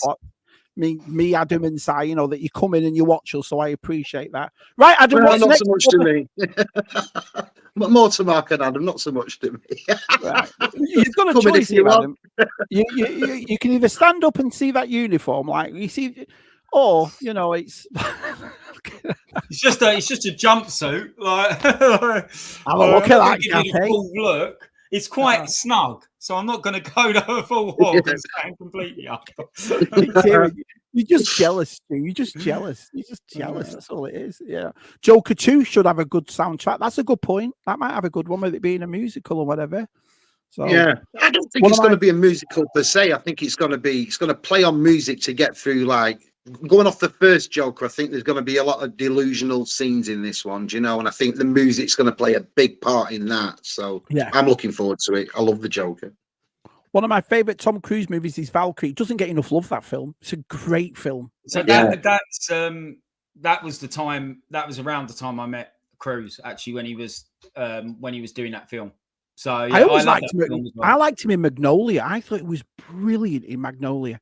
About his dad who was a TV said, even in Eyes Wide Shut, when he started doing some weird stuff and Vanilla Skies, he still delivers a performance. I don't think, like Si said, you can't really. Yeah, The Mummy's. I agree. That's probably one of his stinkers, actually. But he's good in it. Rare. It's the movie that's bad. He's not bad in it though. That's the thing. Him personally always delivers. Some, like I don't think there's many films where the film hasn't held up because of he's always delivered in that respect, I think. So A lot of people don't like Watched War of that the the other I night. love War of the Worlds. I do. I weird, think that. it's I think they compare it to the original though, don't they? That's the problem. But I quite like War of the Worlds. So Yeah. Okay. Tomorrow. Wrong show. wrong show, yeah. It's Wrong an Adam show. Adam Berry stream tonight. So wrong Yeah. show. Mr. Whitehouse talking about other show. He'll be on tomorrow. Good old Scotty boy. He'll Yeah, be looking here forward to tomorrow. having Scott on. Yeah.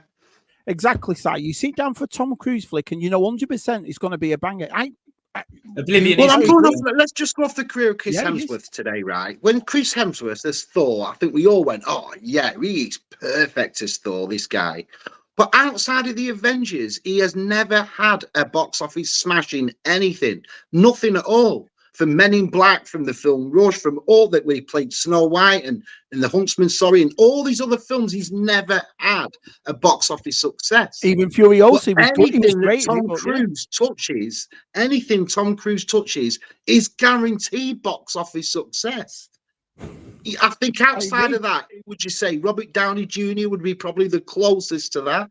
I think Tom Hanks, I know it's another Tom. I think Tom Hanks is up there for being quite a big, and you've got people like, you've even got Clooney, Denzel Brad Washington. Pitt. Yeah. Brad Pitt, up until probably last 10 years, he's kind of, I think, gone a bit off of doing the blockbusters, hasn't he? But Brad Pitt through the 90s was huge, wasn't he? So, you know. Yeah, wrong show. Yeah. Wrong show. Yeah. God, wrong show. So, right, Adam, what's next, buddy? I've got a sealed steelbook. So this is a DVD, and it's the Dutch and French version. Because why not? Yeah. So like it's literally Dutch and French version. I love the cover, and it's a steelbook. It's completely sealed. Still got the cellophane. So I love that. Adam, do you see that? Do you see that, Adam? What's that? That's outright coming from Stu. Stu's shorter than me. Like that is outrageous. Like I'm just a messenger. I just stick him up. You know what I mean? Cheers, Aisha. We've got obviously a PC game because why not? Right. Oh, yeah, anything like that. Have you ever tried any of these stuff like your laser discs and your videos and this? Do you ever? You never I haven't tried? got a laser. I haven't got a VCR player. I've not got a laser disc player.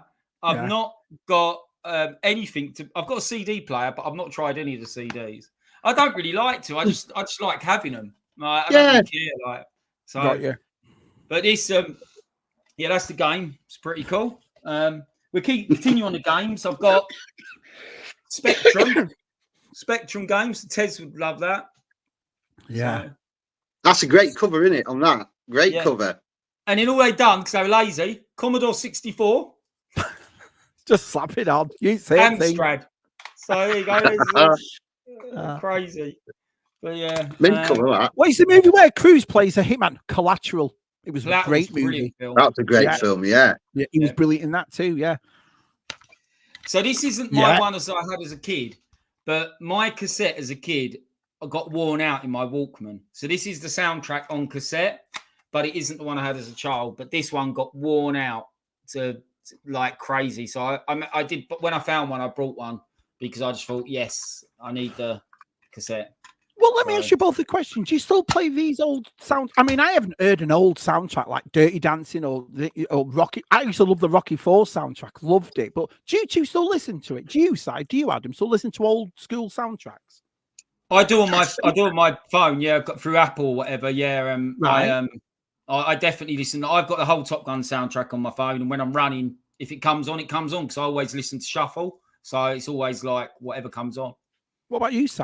Yeah, not really. I don't seem to play any media anymore like I used to do. I mean, I'm still here with thousands of CDs and stuff and cassettes, but I'd be a liar to say I played them every week. Do you know what I mean? I haven't played them or listened to them or gone. I think we live in a different age now, don't we? Like YouTube and Bluetooth, it's so quick. It's so easy just to find what you want. And I mean, when truthfully was the last time you listened to a full album from start to finish? Truthfully, it's like the truth is, you're like, no. Yeah, as a kid with the Stone Roses, with a lot of stuff, you know, Wu-Tang Clan, I'd listen to albums from start to finish, start again, and you don't do that anymore. It seems seems to be a dying art. Do you know what I mean? Well, you pick songs from there. I mean, I have Spotify over here, and you have your lists, and you always pick songs from movies that you like. But I agree, I've not listened to an actual full album for probably, like I said, Guardians is probably, and that was 10 years ago now. So here we go. Win says, "Hey Adam, Shabby, sign everyone a shout. I'll be with you shortly." Well, I'll over you up, mate. We've been hanging around for something to do out with my online banking. Oh, hang on, let's just stop this. Come on. Yeah, we'll wait for your win. We'll wait. Although he's in Wales, so it could take some time. Do they have banks in Wales? You see, you learn stuff every day. You know what I mean? What's next, Adam? What's next? So this was gifted to me by a good friend of mine, actually, and it looks like a Top Gun bag, which because that's kind of how it came, but it's not actually. Inside it is. We've got another Japanese DVD. So, Top Gun Japanese DVD, but this is really cool. So this opens out. This is really nice, actually. Lovely. Yeah, I loved stuff like that. Yeah, when they go all out with them, that's awesome. Yeah, I love the little quote. You don't have time to think up there. If you think, you're dead. Brilliant. Nice to have, though. Yeah. Yeah, that's a friend of mine. Literally, did gift that to me, and I thought that was really kind of him. So he knows I just literally eat up anything that's Top Gun. And then let's get on to some of. So we got American VHS, Nice. which a friend of mine got for me. Actually, David, who commented earlier, who's doing the toy fair with me, he brought me this from America literally a month ago. He was out in America. It's not in the best of conditions, but what I like about it is it's the American VHS and not the English, so it is different. Smaller. I think it's the NTS. Well, they've got different format, haven't they? So Format, but they're actually a different size too. I think the British ones are a bit bigger. Yeah, it's cool, am I not right in saying that our British ones, they came out the sides? We didn't really have from the bottom, did we, or the top? It was like one from the side pulled out. It is. This is the British one I've got, but this is a open one. Clamshell. Yeah. Look, what I'm You saying know is, what? I don't really remember them like American ones where we'd pull them out from the bottom of the case. I don't ever remember them. No, I don't think we did at all. No. But someone didn't be kind and rewind on this, annoyingly. And I haven't got a VCR player, so I can't rewind it either. You get some people, don't you? Don't rewind videos. Don't take library books back. There's some people. Really is, VTR says you never see Tom Cruise and Adam Berry in the same room. That's true. Aisha says I can't see size of fighter pilot. More like a milkman. Don't forget, let me know before Wednesday if you want your 2 orange and you want your loaf for bread to go with your milk. Don't forget. I need to know before Wednesday. As long as I get my chocolate milk at Christmas, because that's what I always used to order when I was a Write kid. it down, Si, write it down. If you need your yogurt with your milk, don't forget, let me know before Wednesday. Oh, Si, the fastest milkman in the West. Look at McGuire pissing himself. Love it. Brilliant. This is from. Where's this from? This is to 2004. So this was a commemorative set they brought out to celebrate something special edition. Yeah. But what's cool about this is if you open it up, you don't see many of these. What I like is it's still got the pamphlet advertising the Back to the Future Blues Brother and all that in it. So this is 20 years old. Yeah. And then it's got a sealed CD. And then it's got the VHS, another VHS. Still on little last little sets. Gerard and Miriam gave me one. They sent me a Batman Returns like that. Came with little extras and stuff, and then the VHS. And yeah, I love them. They're great boxes, aren't they? They're great to keep. Yeah. Question for you there. The answer to that. I've been looking at. There's quite a few different Blu-ray versions, and I want to eventually get them all. And I'm also funny. Like if I can get them, I'd rather get them sealed. So like, because I'm never going to play them. So yeah, I haven't got that one, and I've been looking for a couple, and some of them go for stupid money. Like you'll be shocked at how much some of them go for. So really, so what's the difference with this? What is it about this 3D version that I don't know that. I don't know that particular one, but obviously it is probably when they were doing the 3D TVs, I guess. But I don't know. But I'm short-lived, wasn't it? I'm looking for the 4K version. Which I've and there's certain versions. It's the covers. See, for me, it's the covers. It's the artwork. It's not so much what they are because I'm never going to play them. It's what they've got on the front of them and stuff like that I'm into. Right. Yeah. I've got a couple other bits, but this is something I want to show because this was a little gift from DTM. Oh, nice! So he gave this to me at NEC, and I just thought it was really cool. It's from the new movie, and it does sit on the shelf, a little die cast jet. So yeah, I like that. So Brilliant. I wanted to show that. Yeah. But is there anything that you really want? Is there anything out there? Because I don't know anything about Top Gun merchandise, nothing. So is there something that you'll go, oh, I'd love to have that in my collection? Yeah, there is. There's so I would like, and it's not going to happen because they're about £15,000 to £20,000, and I think there's only one person in the world who owns them all. I would love the actual helmets that they used in the film.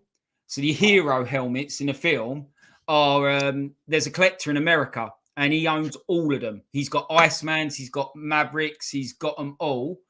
And basically, I think he paid 15 to 20 grand each.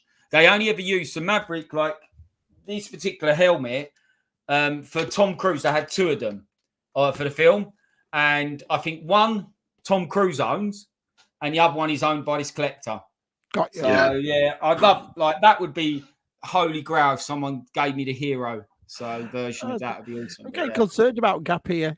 Adam, does your finger taste good because you chomped on it? Probably, yeah. I do that often, so. There we go. Connor says, I listened to the Levelers album Mouth to Mouth this morning, always listening to full albums. So Connor's one of them. Connor Suller's putting out. I think if we're going musical albums, to me, it's always Radiohead's OK Computer. I can play that from start to finish every day of the week. But movie soundtracks, I don't think I've played for a long time. Scott says, we enjoyed War of the Worlds. It's a pretty decent adaptation, but wish someone would make it set in the historical time it was written. Well, that's a good point. Okay. Yeah, that's a good point. Yeah, the British one you have there is what my dad has. There you go. So you have the British version. That, VHS or CD? I don't know what he was talking about. Sorry. Probably your VHS. Si's driving around in his F1 float one.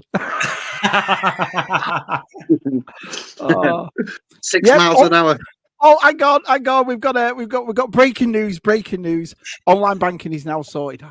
Oh, God for that. I was worried sick. I don't know about you. I thought I wasn't going to sleep, me. I thought I wasn't going to sleep tonight. I was pressing my buttons, all shaking. I tell you what, I had a letter today reminding me to remove my car insurance or else it will expire. Looked at my bills and it's been paid. There you go. That's brilliant. There we go. Well done, Win. Well done, Win. That's awesome. That's awesome. I'd like to get my hands on the Battlestar Galactica 78 VHS British tapes with a collectible card inside. Right, okay. I love things like that. Are they going up? Because every time I go to a store, like old Veer is smothered in thrift shops and things like that. You can like $5 for $1 and stuff like that. Yeah. But I've noticed there's a lot more people, after you two noticed, that are getting into VHS and they're buying a lot more.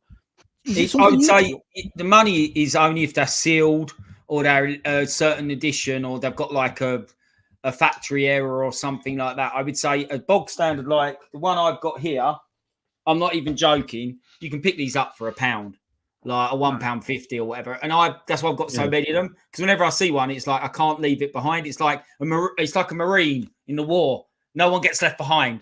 So it's like no VHS Top Gun will get left behind when I'm about. So, but I love collections like that, Adam, that they don't have to cost. I mean, like me to this day, we collect all what we collect, but I still pick up them Hot Wheels Batman. When I see the Hot Wheels Batman cars and the £1.69, I think, yeah. And no matter where I go, if they're there, I always look through for Batman ones, and I love it because of the price of them, less than £2. At least it's something I can collect that's not costing a ransom. Generally, doesn't hurt anybody, doesn't hurt my wallet, nothing. And I do love picking them up along the way. So I suppose when you do find things that you know is going to be £1, £2, £1.50, I love them sort of collections. They're brilliant. Yeah, definitely. Adam, do you have the original Top Gun movie poster? I don't. I've looked for one for quite a few years, and they're quite expensive. So what he's talking about there is the A1 one that would have been at the cinema and stuff like that, and they are quite, or like on a bus stop. I nearly picked one up a couple of months ago, but it went for too much. I didn't want to pay the price it went for in the end. So, well, it's funny that going back to the movie posters, because I wanted to put a poster up here. And I put original movie poster for Top Gun, but the one that's behind you came up, and the other one came up with the American flag with Caliban. Which one was the actual one? I couldn't work out. I think it depends on the region, because that was the UK. Like for me, that was the one we saw all over the UK. But they do different kind of types. But yeah, I think it depends on the region. So, in answer to Dario's question here. The HGU 33s, which are these kind of helmets. I am looking at purchasing a new one, a more updated one with a more accurate, but it's about £400-500 with the Maverick livery on. I will get it eventually, so but that's potentially something I'll do. So yeah. I like that. I like that Wynn brings up the fact he's doing his bank, and everyone's got something to say about my bank. Trouble I'm having my bags. just jumping straight in. Got me enough to pay the bills. It would be cool if Neck or some other company did. Well. There's a segue, ain't there? Yeah, there is a segue. Let's have a look. Adam, would you like to have an original, authentic, non-returned blockbuster VHS or to go with your library book collection? That would be something, wouldn't it? That would be something. He doesn't type a lot, but what he does type is very informative. Yeah, look at it he thinks about it. He does. He's thought about that. Adam, with that ratter behind you, as I can see, is a different colour. Let's have a look. Yeah, Make him big. Tiger Force one. It's a Tiger Force one up there. Yeah. There it is, right in the corner. Yeah, cool. Awesome. Yeah, it's cool. It's cool that. Yeah, I'd prefer it to the Navy one, if I'm honest. So yeah, looks mint that top shelf now, kid. Looks all mint up there. Yeah, it's getting there. Yeah, it looks really good. Look at Wynn. Look at Wynn. Got an appointment tomorrow at the private dentist. So what time's your appointment? 2:30. 2:30. Like it. Thanks. I love the fact we're talking about Top Gun and Wynn's just talking about his life. Everything. Yeah. Got nothing in for tea tonight. Shabs, have you not, sweetheart? Oh, sorry about that. Maybe Chippy's open. You know. I like the way, Adam, we're talking about Tom Cruise tonight, and I come on here with my twin brother and feel like we're in Rain Man. So yeah, I know you. Oh, that's a great film as well. You've been waiting to get that one in, say, haven't you? You've been thinking about that, haven't you? Say, you know, It's about 2 minutes past 7. Did anyone mention A Few Good Men? Such a great film. And That's a great my film, favourite Tom Cruise. Yeah, but it's funny that Cy and Adam, innit? Every one of these people in the chat, our pals, have all said different movies, and we've all gone, yep, great movie, yep. And it's very rare. That's what I'm saying before. He's the only actor, I think, that can sell a movie just on the name Tom Cruise. That even to this day, 2024, you hear Tom Cruise is in a film, and you go, I'm going to go and see that. It's going to be mint. And then you see the trailer, and they're always mint. Like The Last Samurai, it's a fantastic film. Do you know what I mean, with Tom Cruise? 4th of July. There's so many in there that are just really, really good movies. I do have a bit of a confession. I only watched Born on the 4th of July for the first time about a year ago. Great movie. It's just one that it completely passed me by. And it's a great film, but I just never got around to watching it. And I watched it a year ago. Mad. So kind of surprising. What was the guy that was in that? What was he called, Mark? That American actor? Is it Gary Zineski, the one that he loses his legs? Gary Sinise. Gary Sinise. How good was he in that? Do you know what I mean? So even in Tom Cruise movies, he seems to elevate the actors around him. Do you know what I mean? And thanks for that, G-Force. G-Force has just finished. So anybody else in the chat? Anybody else? Anyone? Next week, making a cup of tea. Next week, we all buy curtains and discuss the fabric. Aisha says, "Can I donate a VCR to Adam?" Well, I love a VCR, but that's very kind of you. Yeah, I haven't got around to getting one yet. I need to get one. 2:30 to get it. To get it, Win. To get it. Let's have a look. Who's cooking my dinner tonight? Any offers? Come and have a pound burger at Blackpool, Jace. Adam, have you seen this model kit? COBY Top Gun Maverick FA 18E2. Bloody hell! There's some wicked model kits out of the Maverick. So this is going to lead nicely on to something else in a minute. But basically, I've seen taps. They can't copyright any of the planes. So whenever you've seen Top Gun stuff made, it's always the jets because they can't copyright the jets because they're like legitimate things.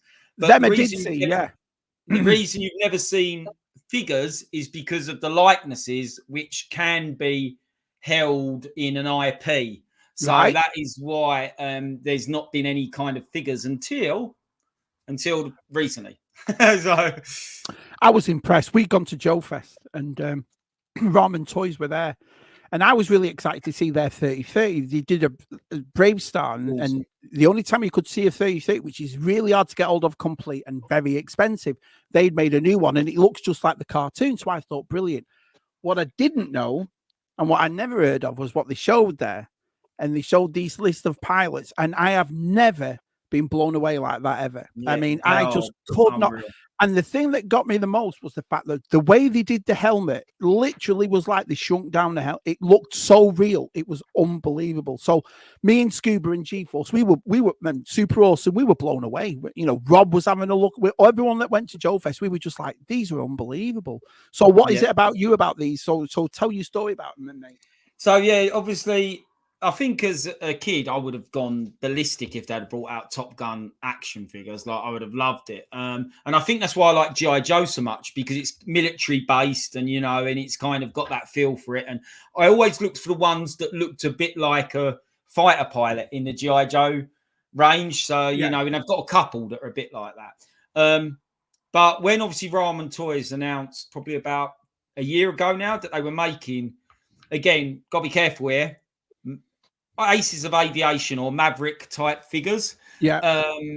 They obviously had a few problems at the beginning because Paramount, who I think are not in bed with Tom Cruise anymore, but obviously Tom Cruise was tied to Paramount. He's now with Warner's. They still have those movies, though. That's what it is. Yeah, I think they were a bit like, you can't use his likeness and it's obvious that it's him and stuff like that. So instead of calling it the Maverick, they changed it to Aces of Aviation and then basically got around the IP like that. And they made some great figures. So what they done is obviously, I'll show you in a minute, they made what is basically Tom Cruise. And they made someone who looks very much like Viper or Tom Skerritt in a film. And then they made a peripheral character who was called Sundown. He was a black dude. I can't remember his real name. But he was like one of the fighter pilots who was only in really a couple of scenes. I think Maverick had him by the throat at one point. And that was it, really. But they made these figures. And as soon as they made them, I was just like, as soon as they went up for pre-order, I probably was I feel like I was one of the first people pre-ordered. I think you were, yeah. I couldn't click the button quick enough. And did you get them easy over there though? Was the pre-order easy to do and so forth? Because we were talking to them at Joe Fest, the actual guys, and they were sound, they were brilliant, and they were telling us they don't get out that much to do conventions, and what they do is they only do one or two every year, and so they picked Joe Fest this year because of this line. That's what they were saying, because this line they can't represent it as Top Gun, but it does go with the military aspect, if you will, hence a Joe Fest convention. But was it easy to get in the UK? You had no issues with it, pre-ordering it, getting it? So pre-order was fine. I'll be completely honest. I was getting a bit peed off that a lot of Americans about 2-3 weeks ago were starting to get them drop on their doorstep. Mm-hmm. So I messaged Ace, who obviously runs Ramen, and I said, Ace, I said, surely, where's mine? I said, I was one of the first people ordered. He's like mucking about, like, because I genuinely think I was like mucking about. And he was like, give me half hour, I'll give you a shipping code. And then half hour later, no word of a lie, came back to me and he said, there's your shipping code, should be with you within the week. Nice. And I got them. So I don't know if he pulled them out the run or whatever, but I literally got them a week later. And I like I said, I put obviously on Instagram because I was just like blown away. And I was like, I've got to advertise these. I don't normally put anything that isn't vintage on my Instagram, but I was like, I've got to put these up. And yeah, like, to be honest, Ace was really nice. I think he follows me and he commented a couple of times. He messaged me saying, yeah, lovely fella, really nice. Yeah, he seemed nice. He goes, I really appreciate the advertisement and stuff like that, because I think Ramen do get a lot of stick, unfortunately, because they're very transparent as a company, probably too transparent, and they tell it to all like warts and all what's going on. And I think people, I don't know, just expect so much from them, but they really delivered with these figures. Oh, I mean, I've got to admit, I don't know that much about them, and then I started to look into them because of the Brave Star, and then what they had there was they had the General Lee car, and they had the bread bin, you know, the A-team thing that they're doing, but that's amazing. I've got to admit, whether you know, we all have opinions about toys. Oh, this is all right, this is not good. What you're about to show, I haven't heard anybody that said no. They are absolutely amazing. They really are. They are. Well, we're going with the non-cruise one because it's otherwise. But this is, let's see if it gets the old camera fixes on it because it's being a bit funny. No, you can see it fine. That's fine. But it's not quite fixing, is it? There you go. Look at that. That's like the equivalent of Tom Skerritt's character. Yeah. But these all come off. So you've got like this unclips. So the way you get the like the G suit can come completely off. Even boots, everything's articulated. So they've got double knee joints, double elbow joints, everything. The oxygen mask goes into the helmet, everything. It all goes together. And then you've got, I'll show you on the helmet because this is really cool. Yeah, the helmets are unbelievable. They really are. So you've got like a little switch on there, and that brings down the visor. See, that's what's on the original ones. It's what's missing on my replica one, actually, is the toggle. Yeah. In the middle. So yeah. Bring your sun visors in, yeah. It's so good. Great, them, aren't they? Yeah, brilliant. Again, they called this one, so this one they nicknamed the Jolly Roger. Again, it's the focus is gone because it's autofocus. This he's holding nothing at the moment. But yeah, it's just quality. That's so good. And then you've got that one. Then you've got this is called Sundowner, which basically is, I'm pretty sure, Sundown out the film. Look at that. So cool. So I put his aviator, because this guy in the film, who I kind of think this is modelled after, he always wears aviators. So I thought I'm going to keep his aviators on. But again, he's carrying so these bags will be for, in real life, these flight bags, they normally put their helmets in them, to be fair, from what I understand. So, but yeah, that's ridiculously cool. Very, very cool. Then, they are great made figures. Them, they really are. I agree, buddy. Yeah, I do. They are so good, and they're so well made and everything. And then, what's your price point for each figure? So, this was a bit of a confusing one. So, what they done was to get away with the whole IP issue over Maverick. They gave you them two that I just showed.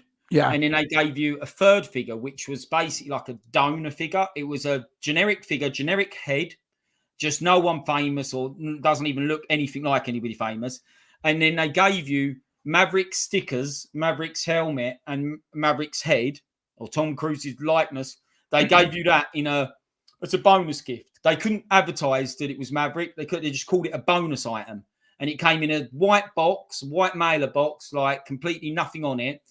And that was the only way they could get away with selling it to people, was giving it away. So you actually brought the 3 figures, which were a random one and then 2 I just showed. And then you got the bonus figure. And that cost me, I think in UK, it was about 110, including postage. That's not that bad. When Mezco sell their 1 figures at 110, that's not bad at all. That's really good. And when they come as quality made as that, and they are quality, aren't they? They are quality. Like, obviously, I've got them in certain poses, so I'm kind of a bit reluctant to keep playing about with them because they're hot. Once you get them in a pose you like, I'm like, I really think that looks good, and I'm like, it took me hours to get them like in certain poses that I wanted. But this is obviously the one that we all want to see. So once it, there we go. Yeah. Look at his helmet. Look at the helmet on that. Just so look at the face sculpt on it though. Yeah. And let's be fair, you get a Tom Cruise figure that looks like Tom Cruise for a start. Great figure. So yeah, he's it is ridiculously the likeness. And he looks cool. Are they making any more? Are they going to carry on with this line or? So the rumours are Ace has definitely not shot down these rumours. So I'm excuse the pun. So I'm guessing they're gonna happen. Yeah. But they're thinking of doing more. So people have asked for Goose and an Iceman and stuff like that. People have obviously asked for all the obvious ones, to be honest. So yeah, I don't know if they will, but I'm hoping they will, because obviously if they do, I'll definitely be a customer. So how have these sold for him? Have these sold well for him? Because it's funny you've just said that, because to keep Goose and to keep Iceman to one side, that may say that if this is done really well, we're going to do another line and then another line. And I'm wondering if they just didn't want to push it with the IP. Like, obviously getting out Tom Cruise was like, or let's just say someone who looks like Tom Cruise was obviously hard enough. So I think they had to be careful with the IP, and I guess that's probably why they didn't go Iceman, Goose. Treading the waters, if you will. Do you know what I mean? Dipping your toe in and seeing. Yeah, that makes sense. The thing is, they never put down that what's it called? That figure, that Tom Skerritt figure is Viper. But clearly it looks like him, you know what I mean? And stuff like that. So taking the piss, but not taking like the piss. Yeah, you know he's got a point. He's got a they point. do everything. They do it their Machina line, which is their equivalent of Mask. It's like the same thing. They can't have the box to look the same. They can't call it the same name. So it almost becomes like a bootleg, you know. And that's the thing, because you can't really do it exactly the same. But like I said, the reason there's never been any Tom Cruise figures is, now I don't know if this is Tom Cruise himself or whether this was Paramount, but they just wouldn't let the likeness be used. And I know Cruise is now with Warner Brothers, I think, as of a couple of years ago. I don't know if he still feels the same. If it is the case, then it might be him himself who doesn't want his likeness used rather than these companies. But I do respect that in some respects, because they would put his face on everything if they could, wouldn't they? Like, of course, you know, after that film. So I do kind of respect his kind of, guess he's tried to limit that. And stuff like that. So, Adam, how often do you play your Street Fighter arcade machine in your room there? Would enjoy having a 2-player game with you, mate. I actually play it quite a bit, I'd say. Probably like once a week, maybe. I'll get on there and just do half hour. Normally while I'm waiting for my dinner to cook. Okay, that's what go on to Jason's. Go on to Jason's. He's sorting out his dinner now. Yeah. Imagine Tom Cruise in a Tarantino movie. I can't imagine it all, but I'd like to see it. Yeah, I'm surprised he's never worked with him. Yeah, it would be interesting. Yeah. Oh, hot take! All these Tom Cruise movies listed, and no one has said Risky Business. Risky Business is probably one of my favourites, Matt. To be honest, you know, there's so many. I'm sorry, Matthew. Yeah, there's so many though as well. Gary Sinise. This lovely Steph calls him Gary Sneezy, so it's Gary Sneezy. Yeah, Gary Sinise. He was in Shawshank, weren't he? So that was his big film as well, wasn't it? That was when he in Shawshank, I think. Yeah. Am I getting confused? I'm sure he's in Shawshank. I think he. I know he's in Forrest Gump. I know that, and he's great in Forrest Gump. I was just going to say that was the film I'm thinking of. Forrest Gump, where he loses. Forrest Gump. It might well have been. Yeah, Forrest Gump. Yeah. Forrest Gump, he was a Vietnam vet, and he Lieutenant Dan, Lieutenant Dan. All you Toms are like, I gotta say, Bubba. I love that movie. Adam, I hope that I still have a TV 1987 VHS with a cassette, still factory sealed. It's in my shed with a load of other videos. That's very cool if you have. That I don't really see them at all. Yeah. So I've not seen one, otherwise I would have brought it. So. There you go. They're usually in the kitchen or bathroom, Scott. Nice jumpy. So look, Aisha, I'm in Essex, Adam. Oh yeah, I know, not too far from me. I know, yeah. Anyone seen the picture of Cruise and the kid actor from Jerry Maguire that was floating around the other week? The kid is all grown up, looks older than Cruise. Yeah, he must be. I remember Maguire, what 96 was it? Si, Adam must have been 96 around there.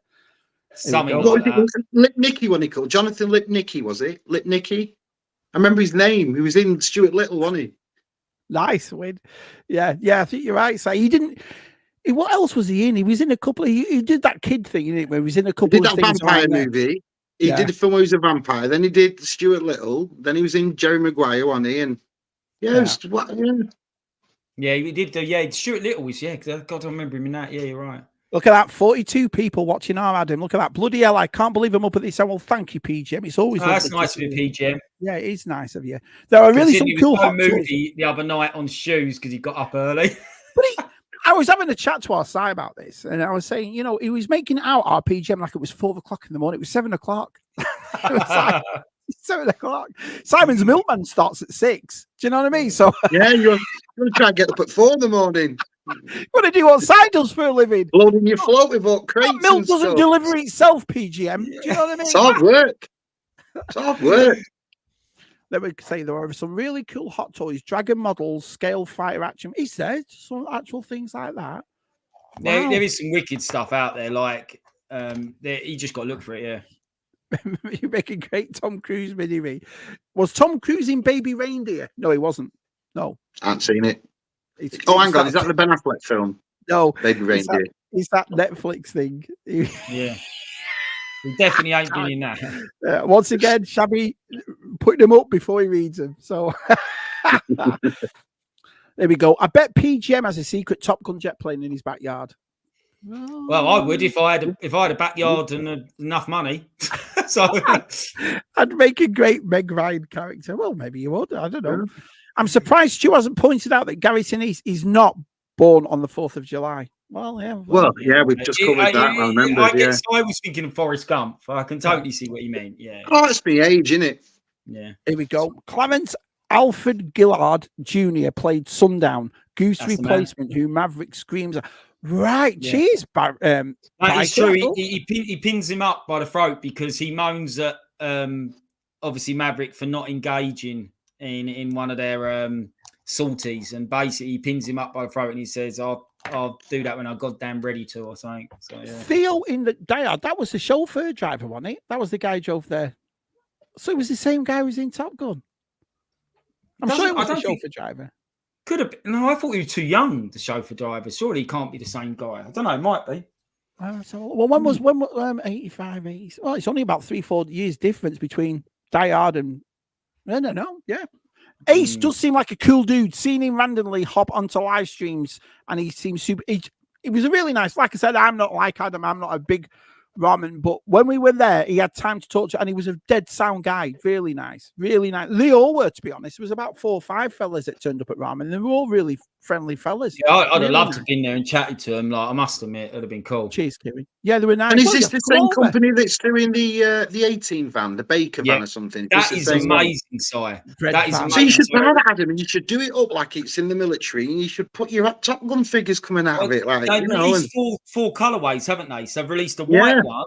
They've released like a black one, like a stealth one, and then they've released another weird one. Then they've released obviously the 18 one, and the 18 one is immense. Like, the General Lee was the one for me. I mean, the 18, we saw he had the prototype of the bread van. They are G-Force there, and I've got to admit, the thing about it nowadays is when you go to a convention. I don't know what it's like for your conventions over there, but Joe Fest, there's Delta 17 there. There's Animal Warriors of the Kingdoms there. There's Monster Force. There's loads of independent companies that are growing, and so it's like Skeleton was there, Marauders was there, Ramen was there, and when you go to each booth, it takes you back. But I think that was for me. They had a couple of things. They had those big vehicles they're making off GI Joe, you know, like the tank and the bridge thing. They were unbelievable, and they were thing that folds out. And they were, and then they had a display with all they had the pilots looking like they were walking onto the planes. You know what I mean? All strutting the stuff, and it just looked. I mean,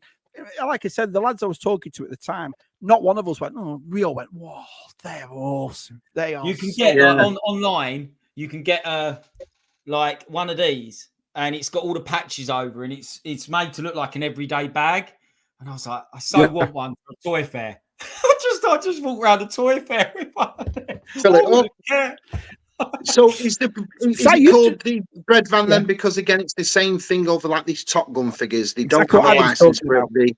It's all to do with the IP, yeah. So you can't. But the prices, I've got to admit, the prices were ridiculously good. Ridiculously good. They had this special offer. I think the bread van's $100.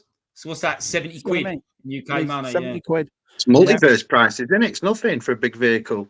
Our good friend Biker says, Adam, did you attend any air shows down your way, like the RAF Fairford, Duxford? I remember going to the RAF Fairford in 1997. So when I was younger, we were quite lucky. We used to have a free air show where I live, and it got cancelled in 2012, and everybody's been trying to get it back since. But when they do Clacton and stuff like that as well, our airport is used where they refill, so we can go over there and watch the Typhoons and the Red Arrows and all that take off going down to Clacton. But yeah, I love going to Duxford. It's awesome. Awesome. Yeah. You just went to one, didn't you? So there was an air show in Blackpool one there a couple of weeks back that you were taking pictures of. Yeah, we always have a yearly air show in Blackpool, which is over a bank holiday weekend. But the best air show I've ever been, years back, my ex-girlfriend Dawn, her dad worked for British Aerospace. Yeah, he did. And every 4 years they'd put a great air show on. And one of the greatest things I ever saw there was watching the Nimrod fly in and fly out. Do you know what I mean? And that thing was like, whoa, do you know, Yeah, Great I had shows. a girlfriend over here whose brother was what is it, part of the Air Force, and I saw the F-14s come down, hover, and then go like that, just shoot. Well, that's what they do on the prom. They do that on the promenade. I managed to get right on the actual because a brother is a pilot. I actually got on the actual tarmac to see it, so I was right close. Oh man, great experience. You know what I mean? And the way they just go up vertically and so they're all practicing it. It was really impressive. The black actor you mentioned is the Walker, Texas Ranger, and just passed away. So right, he did pass away recently. Yeah. I'd love to get the USS Flag. Oh man, hey, look who's here, Mr. B's come and settle away, Mr. B. You're right, Peter. The actor's name is Clarence Gilliard, and he was also in Matlock and Die Hard. Look at this. Mr. B. Good knowledge. That is good knowledge. Yeah. Here's where I get disowned by Adam. I have never watched Top Gun. Well, you should make a point of watching it. So I can't say. I tell you what. We'll all wait for you, right? We'll pause it now. Go and watch it, and then come back. Come on, carry on. You'll like it. It's a great movie. You'd really enjoy it. Just remember, it is a film of its time, though. It's lashings of cheese. You know, it's very gung ho and sexed up. That's what the 80s in America was probably quite like. So, do you not find though? Some TV shows and some movies, they work because, like, Ted Lasso works because it's cheesy. Do you know what I mean? The new Cobra Kai works because it's cheesy. And let's be honest, every 80s movie we did, they were all full. Look at the one-liners in it and stuff like that. It was like, you know, I loved stuff like that. These are so nice. Yeah, everyone's really liking those figures. Yeah, he was Theo the computer dude in Die Hard. Oh, the computer dude in Die Hard. Thank you, pal. Yeah, that makes sense now. Yeah, that makes a lot more sense. Honestly, VTR, if you ever get a chance to see him, have a look at them. They are beautiful. 1-to-1 scale. Yeah. Well, it's like when I just saw the legs on them figures. Those and a few of us in the chat been buying the Games Dimension Tekken figures, and some of them come with like trousers on. But I think it's the same sort of material I just saw with your figures, where it's that sort of. There's no favorite ripping or anything. It's just an over, isn't it? It's over like the joints. Like a rubber. It's a soft rubber. Yeah. So that's the only way I can explain it. So yeah, it's like the Tekken figures. They've just done them with theirs. Like they put trousers on some of the characters, and it's that sort of like nice rubber that you know it's not going to rip, or you know it's not going to, go over time. G-Force makes a good point here, saying Adam. He says definitely look for the aftermarket 3D print goose head. Right, there was another. I'm sorry to keep going on about Joe Fest, but there was another vendor right there, and he had hundreds of heads on sticks for 6-inch figures. He had hundreds of them, and you could buy whoever you wanted. Like they did the Cobra Commander in his hood. Do you know what I mean? That Hasbro's not going to do, and they did Snake Plissken and stuff like that size. So that's a good point. That G-Force, that's a really good point. Sorry to be somebody did that here. I'm so up now. No, man. Why to see that one of our toy fairs? If somebody did that here, go and see like loads of different 6-inch heads you could put up, custom heads. Because I love custom minifigures. And when I go up to anywhere, I try and pick up a couple of custom minifigs. I just love them. I like other people's designs for stuff.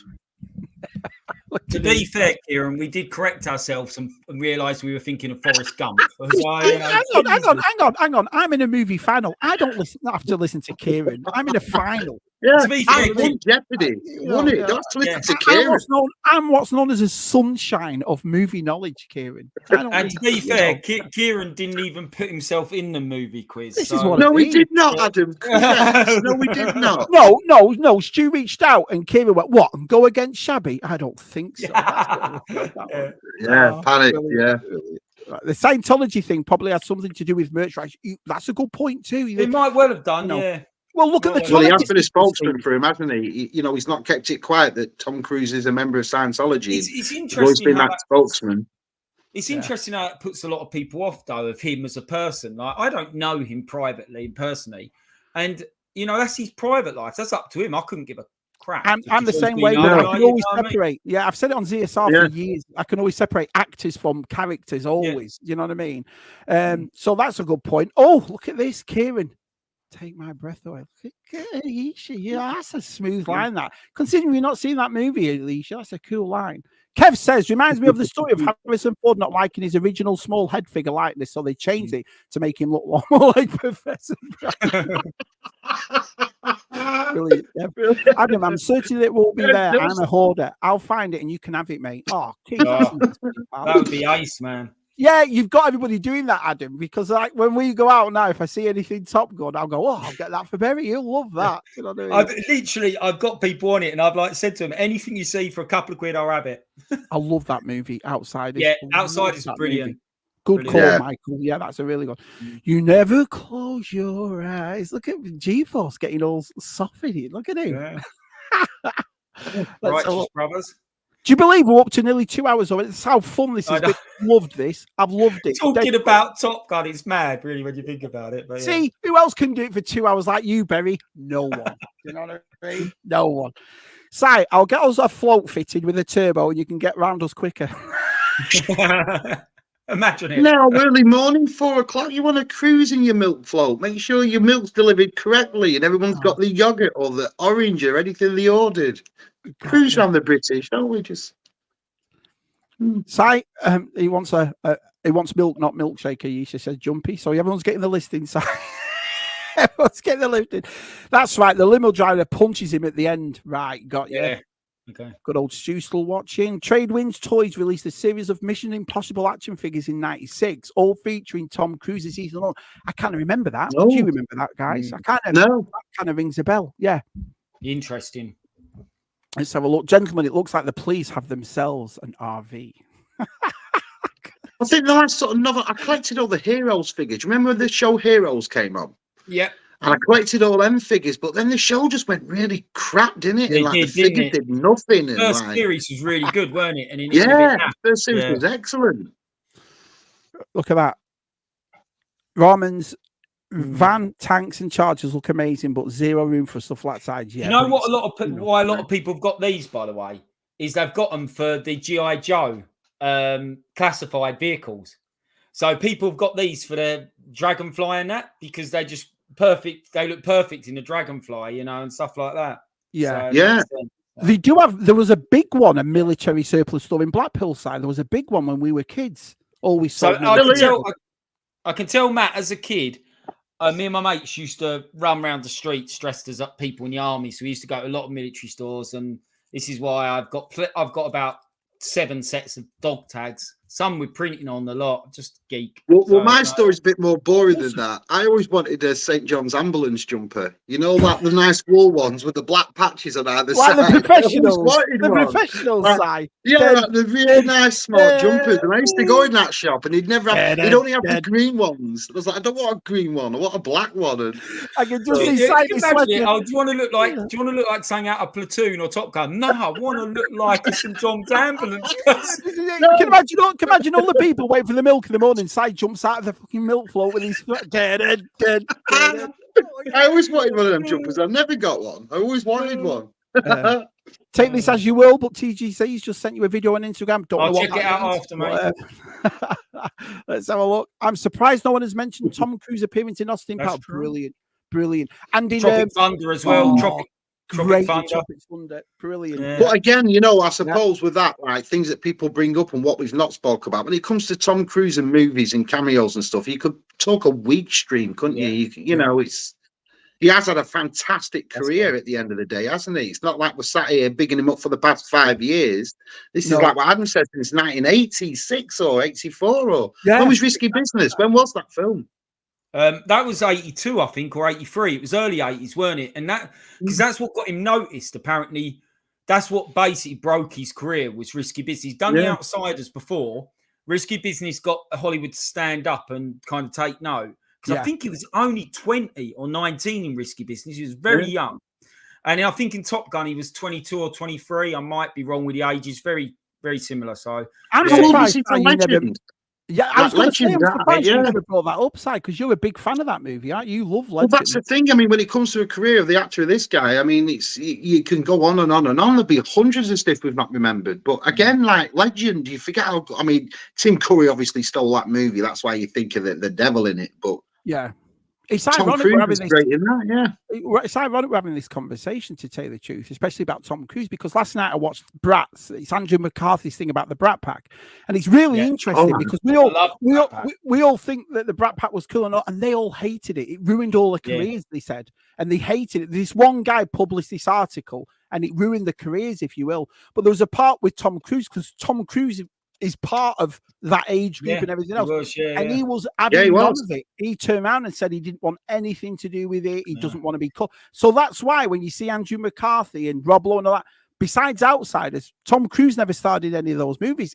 Paramount at the time held him back and said, "No, you don't go over there because this is going to ruin this." Well, Judge Reinhold and Matthew Modine were all part of it as well, weren't they? And it's stuff very like interesting. I'm not going to give it away. It's worth a watch. Well.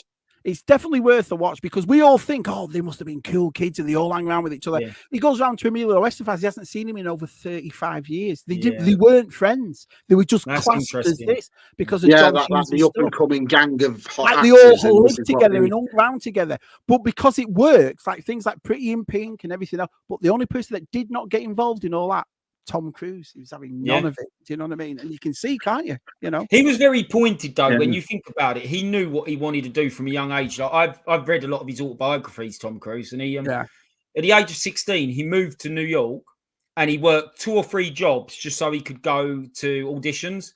And I thought that's dedication. That's knowing what you want to do. You know what I mean? Yeah, and he just done that just to get auditions and to get his little foot in the door. It's a fair play.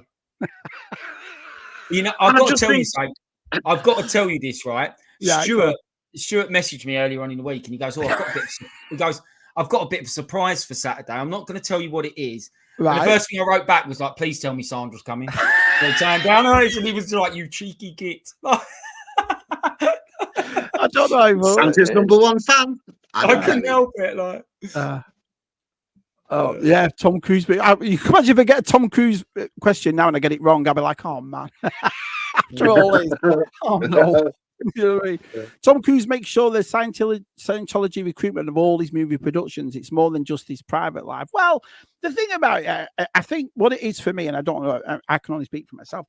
I'm not really interested in what people do like that. I mean, when I watch Tom Cruise, I like his movies and I like it, you know what I mean? I like to be entertained for 2 hours, if you will. And I think he's one of the best ones for it, isn't he? Let's be honest. We've all said ourselves, us and the people in the chat, these movies are fantastic. I've always said the same thing from day one. You stay out of religion, you stay out of politics, and we all get along. It's as simple as that. I think the large head Han Solo looks like Mike Reed. I tell you what, non-Americans will get that reference at all. They'll be like, "No, who?" Mike who? Win says never seen it. Watch it. Win. It's a great film. Outsiders is good. Diane Lane. How beautiful was Diane Lane in that movie? She was absolutely gorgeous. That's a cast as well. You got Ralph Macchio. Patrick Swayze. Rob Lowe. Matt Dillon. Dillon. Oh, you got everybody. Emilio Estevez. C. Thomas Howell. Brilliant. Brilliant film. Absolutely. I'll tell you what, we went to go and see Spider-Man. I forgot which one it was. And me and Dill sat there. And Dill's nudging me, going like that, going, "Guess it, look." And I'm going. And in the end, I said, "Why did you keep nudging me about that guy?" He goes, "If you see Thomas Howell, did you not recognise him?" And I was like, "No way, I didn't even recognise him." What movie was he in? It's one of the Spider-Man movies. I can't remember which one it was now, but C. Thomas Howell's in it. And I was like, I didn't even recognise him. But Dill recognised him straight away. Funny, isn't it? My beautiful friend Scuba Peters put the ramen orders right there. So if anyone wants to have a look at them, the word what Berry I might have to, mate. I think these have been sold. I might have to have a bit of a dip in there, I think. They are really nice, aren't they? They are. Let's just have one more look. Let's have a look. Yeah. Look at that. Yeah, just might have to. I suppose I have him in. Like you can put him in. You pretty much can have him salute, and you get about 8 different hands. You can get him, give him the thumbs up, everything. So, absolutely brilliant. Right, so to catch up on Scuba's, did you watch it? I loved it. I went to bed. I went to bed at 12:30 last night, and I thought, you know what, I'm gonna get in, duvets on, watch the Scubas. Brilliant. I love all that. Oh, I guest starred through it. I was quite very was in it too. You know what about it though? Is I want to just say this. There's not many people you could watch them both just talking to each other, and there's no real there's only the odd little cutaway, and it was engaging as hell. Like I was just like, this is so interesting. The Scubas, isn't it? Yeah, you watched it for that hour, didn't you? You didn't think about turning it off or anything. Yeah, I was the same. I just think, it doesn't matter whether if they could go to Timbuktu, those two, and be welcomed by everybody. I mean, people like Scuba and Lizzie, I think it makes it a joy to have met all these people. I love those shooter pieces. Yeah, they've got a nice aura, haven't they, Scuba and Leslie? There's a nice aura around them, isn't there? There was a good part with VTR. Yeah, that's a bit of a shaky one, I thought. The action's good, but yeah. I'm not a massive Cameron Diaz fan. So no, I'm not. You know, me and you, I've got so much in common. I've seen a couple of things where me and you've said something. I'm never a Cameron Diaz fan, ever. No, I'm not massive. I was in The Mask. In The Mask, she was knockout. I certainly was in The Mask. There's a great bit in Scuba and Leslie's video where VTR's making his toad in the oil and he's got his eggs out and he's got his things out. It's brilliant. I just loved it. Yeah, I love stuff cooking like with. Yeah. I'm not reading that out. Well, no. Yeah, okay. that whole scene though in that film is just golden, by the way. People thought it's idiot. I love that film. Let's have a look. You are too kind. Don't be daft. We love you to pieces. Years ago, I briefly worked with a chap called George Day, and a duty inspector always paired us together in a patrol car. Oh, night and day. I see what you did there. Nice. That's funny though. Screw that, Connor. Oh, no, right. Hang on.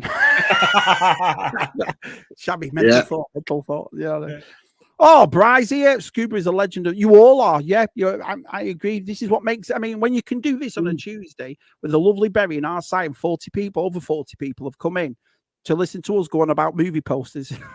Well, that's it. He says Scuba is a legend in the community. I also say, and so's Brian's action figure reviews. We all are. Yeah. Good old Brian. Yeah, everybody. People watch people for all different reasons, don't they? But I genuinely, I found that Scuba and Leslie film so engaging, like, and it helped that we were all part of it and we were there for the NEC bit and stuff like that, which was great. But it brought back so many memories. He put up a picture of me, him, and VTR with ice creams down the seafront. And I was like, yeah, that was awesome. We got an ice cream down the seafront. And I told him a story about some boat that had run aground. Exactly. I mean, this right here is my 300th video on my channel. 300 videos I've done, whether it's been live streams and this and that. And I was saying on ZSR, maybe I should do something. But I'd rather, it's like I said, this is what's important to me. Never forget the people of why we do this, and you know, we've all built something together. Side just hit the nail on the head. Everyone from Scuba to Brian, everybody brings something. Everybody community. I saw those pictures at NEC with you lot, 25 to 30 of you all nipping off, going to toy shops, having a beer with this. Same as over here. So I love it. I love it to absolute pieces. Right, let's just you look forward to meeting everybody, don't you? You look forward to meeting everybody when there's meet-up time. Yeah. Let's have a look. Oh, yeah. PGM, love that movie. Billy Connolly too. Whoa, here we go. What was he saying? Cruise was great. That's what you said, Simon. Yeah, The Last Samurai I thought was a great film. That's another one we haven't mentioned. That was a great film as well, Last Samurai, yeah. We're all building blocks. Exactly right. And the thing is, it's like I've said, we've all been doing this now together, really, for years now. Si said something to me. Si said, you know, we were younger than Adam Berry when we started. And I thought, oh, my God, I never thought about it like that. Never thought about it like that. Do you know what I mean? But he's only 4 years ago. He's not a bloody baby, you know. Oh, no, I am 43. Yeah, thank you. I'll take it. But Mark just said that like it was the 70s, didn't he? And we started off 1972. I was thinking, is that like a brain teaser? What's going on? Look at Scuba. Love my. We should have saved that for question of the week. Look at Scuba here, though. I love my Mr. I hope that's not a metaphor. Saying with you and your whippy out, Scuba. You know. Oh, he fell in love with British ice cream. He fell in love with it. I bet he did. That's all he did. Holding the whole boozing, Mr. Whippy. Yeah. One of us are Scoobs, isn't he? 300, Shabby. You never failed to put us. Oh man, that's awesome. I love all you all. Like I said, I come into these trying to have as good time as possible, making people feel as welcome as possible. You know. I understand we've all got real lives, and I understand that things go on and this and that. So I just want to, all I want to do and all I have done, I've never publicly said anything about anybody, ever put anything hateful out, ever.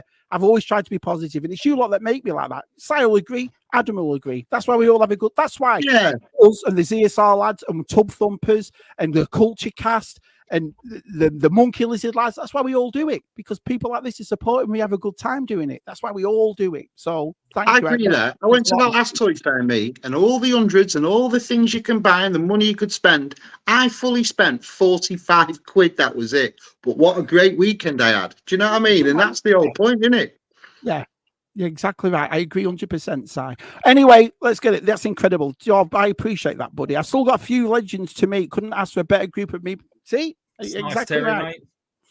I was in my 30s when I started looking for. I'm getting on a bit now, says Brian. I was 14 when I started this business, and look at me now, 4 years with Shabby Geek. Oh, you wouldn't believe it, would you? Oh.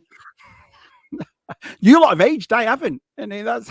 I tell you what, Kieran has a go. Kieran has a go at me for some of the comments I make about Sandra mucking about, and he puts some right. He slides in there with the smooth lines. Yeah, I agree with that. The James Bond of our community. Well, I'll say, don't be cheeky to Stuart's mum. That's what I'll say. Stuart's mum. Don't be cheeky to her. Don't be cheeky to Stuart's mum. I've never met Sandra either. So Can you imagine if you did and she pounced? Oh, brilliant! I would kill for that. That'd be awesome. 300 meters. Thank you, Desmond. Thank you very much, Howard Des. That's awesome of you. 2 flakes and you risk losing an eye, Jason. Oh, you've got to have a flake though, haven't you? You Mr. Whippy. It's the law, isn't it? Nuts and sauce. Not really. Nuts and sauce, yeah, but you always like the nuts after, aren't you? But it's the flake in it. Flake sells it. Push it down to the cone. You know, with your tongue, you push it down, then you flaking your cone together. Sorry, I'll just make a big bit. What were you saying about nuts? Go on, carry on. What? Just say, no, you can do without nuts and sauce, but it's that flaking. Like, you know, when you get a flake, do you do what I do, right? You push it to the middle, and then you're like, and you push it down into your cone bit. And then when you metal your ice cream, that's when you eat your flake and stuff, innit? You know, the fat bastard way, the proper way. Adam, can you just believe you did that? Brilliant. Talk about clipping. Brilliant. Thank you for that, Simon. I appreciate that. Definitely an image that's been printed on my head for a bit. Blackpool tip, that. Blackpool tip. Brilliant. 45 quid, the bloody champ. Yeah, look at this. My wife said she always knows when I'm catching a shabby bid because she can hear me despite you. Well, I got my microphone, which was pretty cool, but at the start, our side used to say all the time, Shab, stop shouting. But because you don't have a microphone, it was like a kid on a bus, you know, when you come home and you're like, hey, mate, all right. Oh, yeah. It's too excited. That's what it is. How do you know my nickname, Aisha? What? Nuts and sauce. Maybe champagne, you maybe buy was 60. Can name champagne. It's because Kieran wants me Babylon. Sounds like a great Jamaican record, that, doesn't it? Kieran wants me Babylon. Oh, great. Adam's going to pull up the 7-inch in a minute. There, I've got it. 7-inch. Japanese version. Anyway, I'm going to come to Adam, mate. I can't believe we're at 2 hours, 10 minutes. This has been brilliant. I've loved it. We've had over 40 people all the way through. So thank you all so much. Si, it's been awesome, man. Look at these top. Listen, I love seeing people's collections and seeing a Top Gun one. Like you said, all the different countries you pulled out, the VHSs and Blu-rays you've got, steel books. Brilliant. And them figures just icing on the cake, aren't they? And I understand what you mean, Adam, because like me, I waited 40 years for D&D figures. 40 years. It took me to my late 40s to get them figures. But once I did, I was like, oh, do you know what I mean? And them ramen toy figures they are top drawer. Yeah, they really are. And I think as a toy collector and as a 6-inch collector that I am, and they are worth looking into them. They really are. I didn't show you the packaging. The packaging's pretty good for them as well. But you do get a load of different hands and all these accessories. Obviously, I've only showed them. Like they do get a lot with them. You could, like I said, take the G suits off, and it's quite cool. So yeah. G-force nuts and sauce. You push it to come. What the fancy toy? The Americans like what? What? Scuba nose. He's been here enough now. Scuba, I will try and send you some. Right, so we're going to call it now. So first of all, thanks for all your things about my 300 video. I couldn't think of a better way to spend it, so I'm glad we did this. Thanks for inviting me on. No way. No, great. I love this. But anyone in the chat as well, I like doing these streams. I was telling Adam before we came on, and our side knows, because Side's on with me all the time. We like doing these. We like doing these off the cuff kind of streams and talking about it and going through stuff. So if anyone out there ever wants to say, you know what, I'll show this on Shabbos, you're more than welcome. Just, you know what I'm like? I'm a big softie. You want to show something, we'll do it. Anyway, tomorrow, Tub Thumpers tomorrow with the lovely Scott Whitehouse.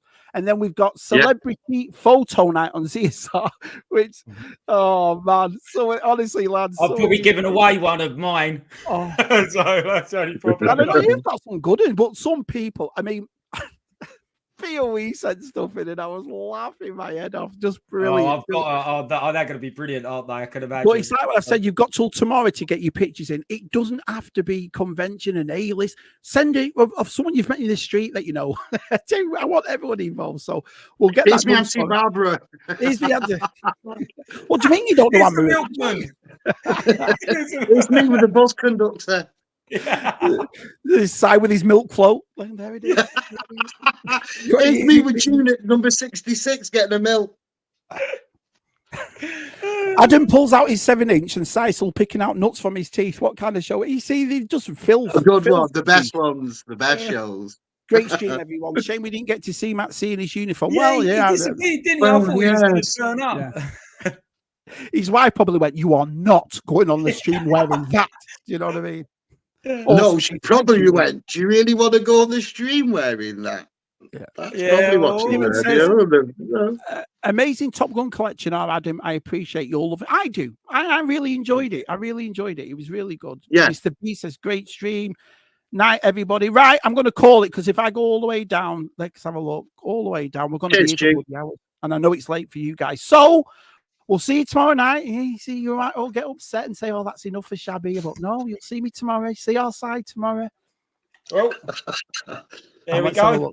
And then we'll make him bigger and he can say goodnight to everybody. What do you say? Laters. Laters.